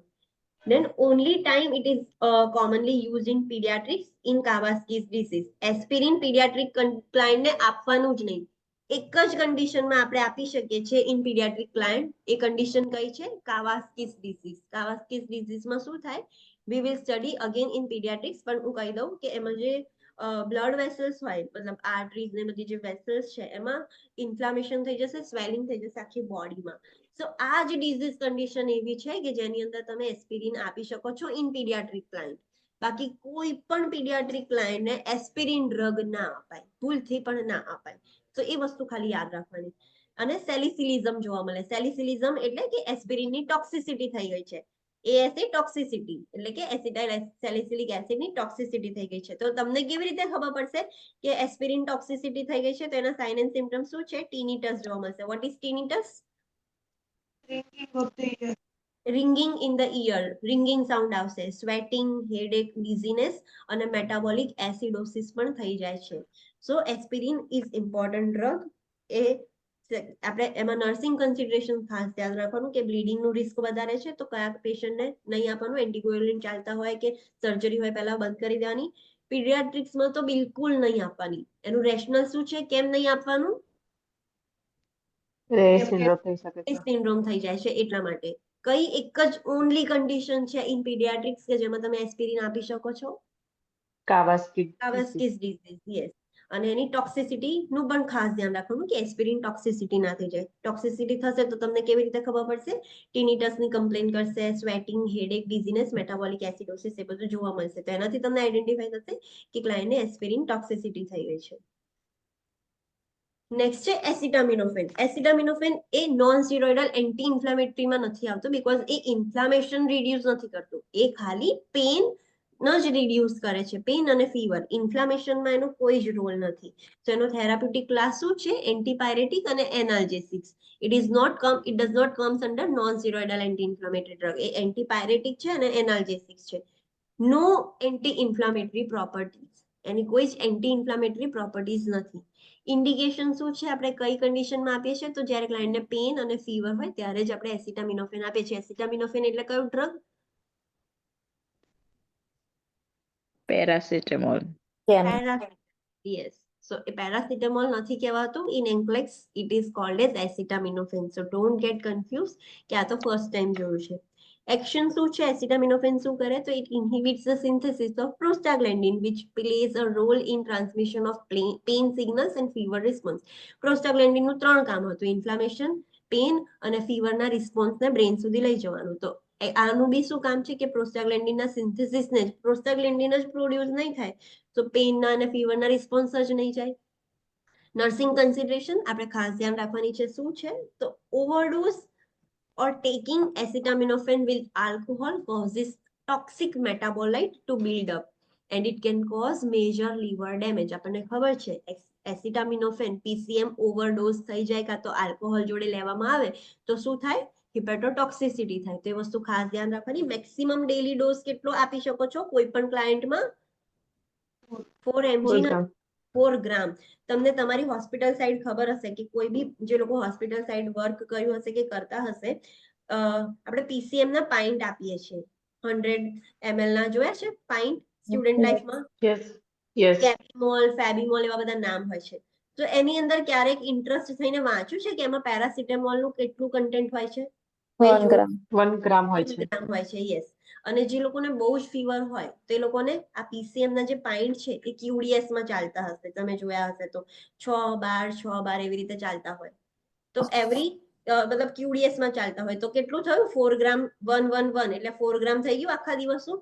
So જ્યારે ક્લાયન્ટને Yes. ટ્રીટમેન્ટમાં QDS માં PCM નો પાઇન્ટ ચાલતો હોય ને વચ્ચે ફીવર આવે ને તો તમે PHCP ને કીધું હશે, સોરી મેડિકલ ઓફિસરને કીધું હશે કે સર આમને ફીવર છે, તો તમે એ મેડિકલ ઓફિસરે એ વખતે ફેબ્રિનિલ કે કશું જ નહીં અપાયું. શું કહેતા હશે? કોલ્ડ સ્પોન્જીસ કરો. કેમ એવું કે છે? એનાથી મેક્સિમમ. વધારે ના અપાય. Yes, because અમે 4 ગ્રામ થી વધારે આપી જ ના શકીએ, નહીં તો હિપેટોટોક્સિસિટી થઈ જાય ક્લાયન્ટને. અને આપણે ઓલરેડી QDS માં આપીએ છીએ PCM ના પાઇન્ટ 1 ગ્રામના. સો ઇન બિટવીન વચ્ચે ફીવર આવે તો કોલ્ડ સ્પોન્જીસ જ અપાય, ફેબ્રિનિલ પણ ના અપાય, બીકોઝ એમાં બી પેરાસિટામોલ નું જ કન્ટેન્ટ હોય. સો કશું જ ના અપાય, એટલા માટે એ ડોક્ટર ના આપે. સો મેક્સિમમ કેટલું આપી શકીએ આપણે? 4 ગ્રામ. એ વસ્તુ યાદ રાખવાની. 4 ગ્રામ થી વધારે થાય તો શું થાય? Hepatotoxicity થઈ જાય, liver damage થઈ જાય. For long term use, the maximum daily dose is only 3 grams per day. જે લોકો લોંગ ટર્મ થી PCM લેતા હોય, બહુ જ લોંગ ટર્મ થી, આપણે ક્યારેક લઈએ છીએ એટલે 4 ગ્રામ આપીએ, પણ જે લોકો લોંગ ટર્મ યુઝ કરતા હોય પેરાસિટામોલ નું એમને તો ખાલી 3 ગ્રામ્સ જ અપાય. સો એ વસ્તુ યાદ રાખવાની. અને એની એન્ટીડોટ શું છે એસિટામિનોફેન નું? Acetylcysteine. Yes, it is the antidote for acetaminophen. Okay, so this is the end of part 1. Part 2 આપણે કાલથી સ્ટાર્ટ કરીશું because overdose થઈ જશે તો તમને જ યાદ નહીં રહે. So let's do a quick revision કે આજે આપણે શું જોયું. Okay, so we have started pharmacology. એમાં part 1 introduction જોયું. What is pharmacokinetics? What is pharmacodynamics? This is only for your understanding. No one is going to ask you કે explain what is pharmacokinetics and dynamics. આ ખબર હશે તો તમને pharmacology ખબર પડશે. એટલે આ તમારા understanding માટે છે, આ યાદ કરવા માટે નથી, તમારે સમજવાનું છે ખાલી. આ એગોનિસ્ટ અને એન્ટાગોનિસ્ટ શું છે એ પણ તમારા નોલેજ માટે જ છે. તમને એ ખબર હશે તો ડ્રગ્સ રિલેટેડ ખબર પડશે. So just understand this. Do not try to remember this. તમને ખબર હોવી જોઈએ ખાલી કે what is agonist, what is antagonist, what is toxicity, half life શું છે, થેરાપ્યુટિક ઇન્ડેક્સ શું છે, એ બધું ખાલી તમારે અન્ડરસ્ટેન્ડ કરવાનું છે, સમજવાનું છે, તો તમને આગળ ખબર પડે ફાર્મેકોલોજીમાં. So this is only for your understanding. હવે અહીંયાથી તમારે યાદ રાખવાનું ચાલુ થયું. તમારે ડ્રગ્સ યાદ રાખવાના છે. કયા ડ્રગ્સ છે કે જેની થેરાપ્યુટિક ઇન્ડેક્સ ઓછી છે? તો ડિજોક્સિન, લિથિયમ ને વાર્ફેરિન. આ ડ્રગ્સ એવા છે કે જેની થેરાપ્યુટિક ઇન્ડેક્સ બહુ જ ઓછી છે, બહુ નેરો છે. થોડુંક બી ઇન્ક્રીઝ થઈ જશે તો પ્રોબ્લેમ ક્રિએટ કરશે. સો આ 3 ડ્રગ્સ એવા છે જે યાદ રાખવાના. સ્પેશિયલ કન્સિડરેશન્સ યાદ રાખવાની, એટલે કે કયા ફ્રૂટ કે કયા ડ્રગ્સ છે કે જે ગ્રેપ ફ્રૂટ જોડે આપણે ના લઈ શકીએ, અને લઈએ તો શું થાય, આ વસ્તુ તમારે યાદ રાખવાની છે. કયા ડ્રગ્સ એવા છે કે જે QT ઇન્ટરવલને પ્રોલોંગ કરે છે, વધારે છે, તો આ વસ્તુ યાદ રાખવા માટે છે. કયા હિપેટોટોક્સિક ડ્રગ્સ છે કે જે તમે વધારે આપી દેશો તો લીવર ડેમેજ થઈ જાય. તો આ હિપેટોટોક્સિક ડ્રગ્સ તમારે યાદ રાખવાના છે. આ બી ખાસ યાદ રાખવાનું છે કે દરેક ડ્રગનું એન્ટીડોટ શું છે. તમને એ ખબર હોવી જોઈએ કે ક્લાયન્ટને આ ડ્રગનું ઓવરડોઝ થયું છે તો તમે કયું એન્ટીડોટ આપો છો. મોસ્ટ કોમનલી કયા વધારે પૂછાય છે? Let me give you. આ પૂછાશે acetaminophen overdose, acetaminophen overdose, flumazenil, digoxin fab, protamine sulphate, deferoxamine. આટલા ડ્રગ્સ છે એ વધારે કોમન પૂછાય છે. 2 જ રહ્યા છે જે નથી પૂછાતા, તો તમારે યાદ તો રાખવાના છે. આટલા વધારે કોમનલી એ પૂછે છે. સો આ વસ્તુ ખાસ યાદ રાખવાની. દેન ડ્રગ ઇન્ટરેક્શન્સ આપણે જોયા, તો એમાં કયા ડ્રગ સાથે ના અપાય, અને આપો તો શું થાય. તો ડ્રગ ઇન્ટરેક્શન્સ તમારે યાદ રાખવાનું છે. ડ્રગ ફૂડ ઇન્ટરેક્શન યાદ રાખવાનું છે કે કયા સ્પેસિફિક ડ્રગ કયા ફૂડમાં અવોઇડ, આ ડ્રગ ચાલતા હોય તો કયા ફૂડ અવોઇડ કરવાના. જો 2 ડ્રગ અને ફૂડ ઇન્ટરેક્શન થશે તો શું પ્રોબ્લેમ થશે, you have to remember this. Drug disease interaction, કયા ડિઝીઝ કન્ડિશનમાં કયા ડ્રગ્સ તમે ના આપી શકો, અગર આપો તો શું થશે એ વસ્તુ તમારે યાદ રાખવાની. તો ધીસ ઇઝ ધ થિંગ જે તમારે યાદ રાખવાનું છે. પછી આપણે પેઇન મેડિકેશન્સ જોઈ હતી કે જે પેઇન માટે આપીએ છીએ. તો એમાં ફર્સ્ટ આપણે લોકલ એનેસ્થેટિક્સ જોયા. લોકલ એનેસ્થેટિક્સમાં કયું ડ્રગ આપણે જોયું? Lidocaine. Lidocaine, yes. તો બધા જે કેન વાળા ડ્રગ્સ છે એ બધા લોકલ એનેસ્થેટિક્સ હોય. તો બધા માટે સેમ વસ્તુ જેવી યાદ રાખવાની. ઓપિયોઇડ એનાલ્જેસિક્સમાં આપણે 3 ક્લાસિફિકેશનમાં જોયું. ઓપિયોઇડ એગોનિસ્ટ, ઓપિયોઇડ એન્ટાગોનિસ્ટ એગોનિસ્ટ અને ઓપિયોઇડ એન્ટાગોનિસ્ટ.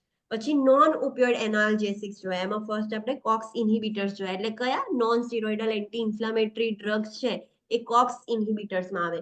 એ જે કોક્સ રિસેપ્ટર્સ છે એની એક્ટિવિટીને ઇન્હિબિટ કરે છે એટલા માટે non steroidal anti inflammatory drugs એ કોક્સ ઇન્હિબિટર્સમાં જ આવે. એસિટાઇલ સેલિસિલિક એસિડ એ પણ એમાં જ આવે. નોન સ્ટીરોઇડલ એન્ટી ઇન્ફ્લામેટરી ડ્રગ્સમાં જ આપણે કન્સિડર કરીએ છીએ. અને નેક્સ્ટ જોયું આપણે એસિટામિનોફેન. એ non steroidal anti inflammatory drug નથી, એ ખાલી નોન ઓપિયોઇડ એનાલ્જેસિક્સ છે કે જે ઓપિયોઇડમાં પણ નથી આવતું અને નોન સ્ટીરોઇડલ એન્ટી ઇન્ફ્લામેટરી ડ્રગ્સમાં પણ નથી આવતું.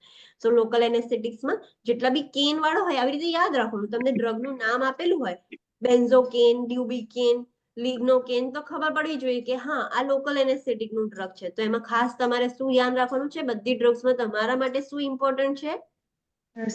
Systemic absorption. નર્સિંગ કન્સિડરેશન્સ બધી જ ડ્રગમાં તમારા માટે ઇમ્પોર્ટન્ટ છે. દરેક ડ્રગનું એ લોકો ક્વેશ્ચન્સ નર્સિંગ કન્સિડરેશન્સ પરથી જ બનાવશે. For us it is not important about action indication. એ આપણા માટે કામનું નથી. આપણે નર્સિંગ કન્સિડરેશન પર ફોકસ કરવાનું છે, પણ તમને ડ્રગ ખબર હોવી જોઈએ કે શેના માટે આપીએ છીએ, તો તમને એ આઈડેન્ટિફાઈ ઇઝીલી થશે. ધેન વી હેવ સીન ઓપિયોઇડ એગોનિસ્ટ, એટલે જે કોડીન, કોડોન વાળા, મોર્ફિન એવા બધા જે ડ્રગ્સ છે એ બધા ઓપિયોઇડ એગોનિસ્ટ છે. તો એમાં નર્સિંગ કન્સિડરેશન આપણે ખાસ ધ્યાન રાખવાની.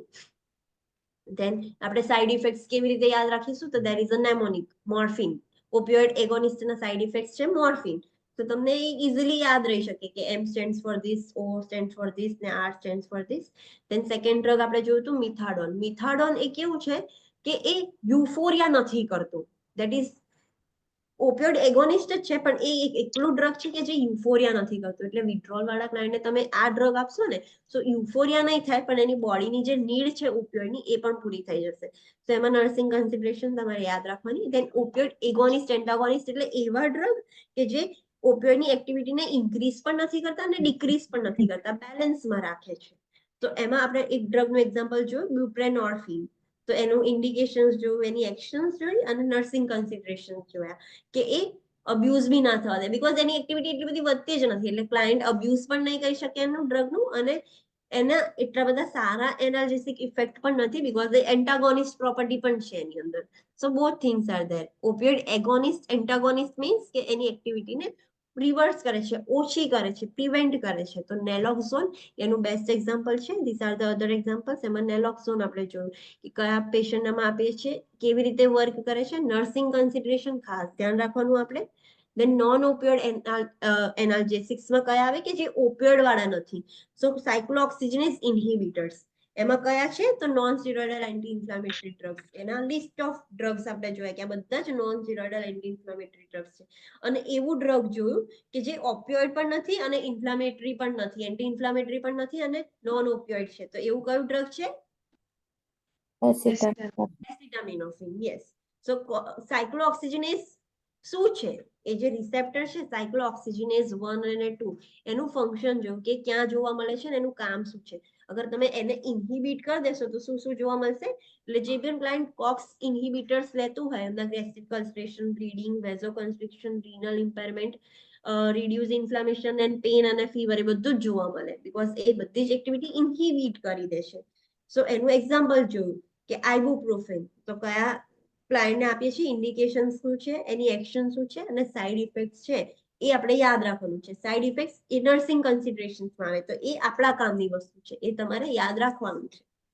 ધેન એસ્પિરિન જોયું, એ બહુ જ ઇમ્પોર્ટન્ટ ડ્રગ છે એટલા માટે સ્ટડી કરવાનું છે. બાકી બધા કોઈ બી એનસેડ્સ તમે જુઓ તો એ આઇબુપ્રોફેન જેવા જ રાખવાના, પણ એસ્પિરિન એ ઇમ્પોર્ટન્ટ ડ્રગ છે, એ પૂછાય છે. તો એ વસ્તુ ખાસ ધ્યાન રાખવાની. એમાં નર્સિંગ કન્સિડરેશન પણ તમારે ખાસ ધ્યાન રાખવાનું છે. પીડિયાટ્રિકમાં એ નહીં આપવાનું. કેમ નહીં આપવાનું? રેય સિન્ડ્રોમ છે એટલા માટે.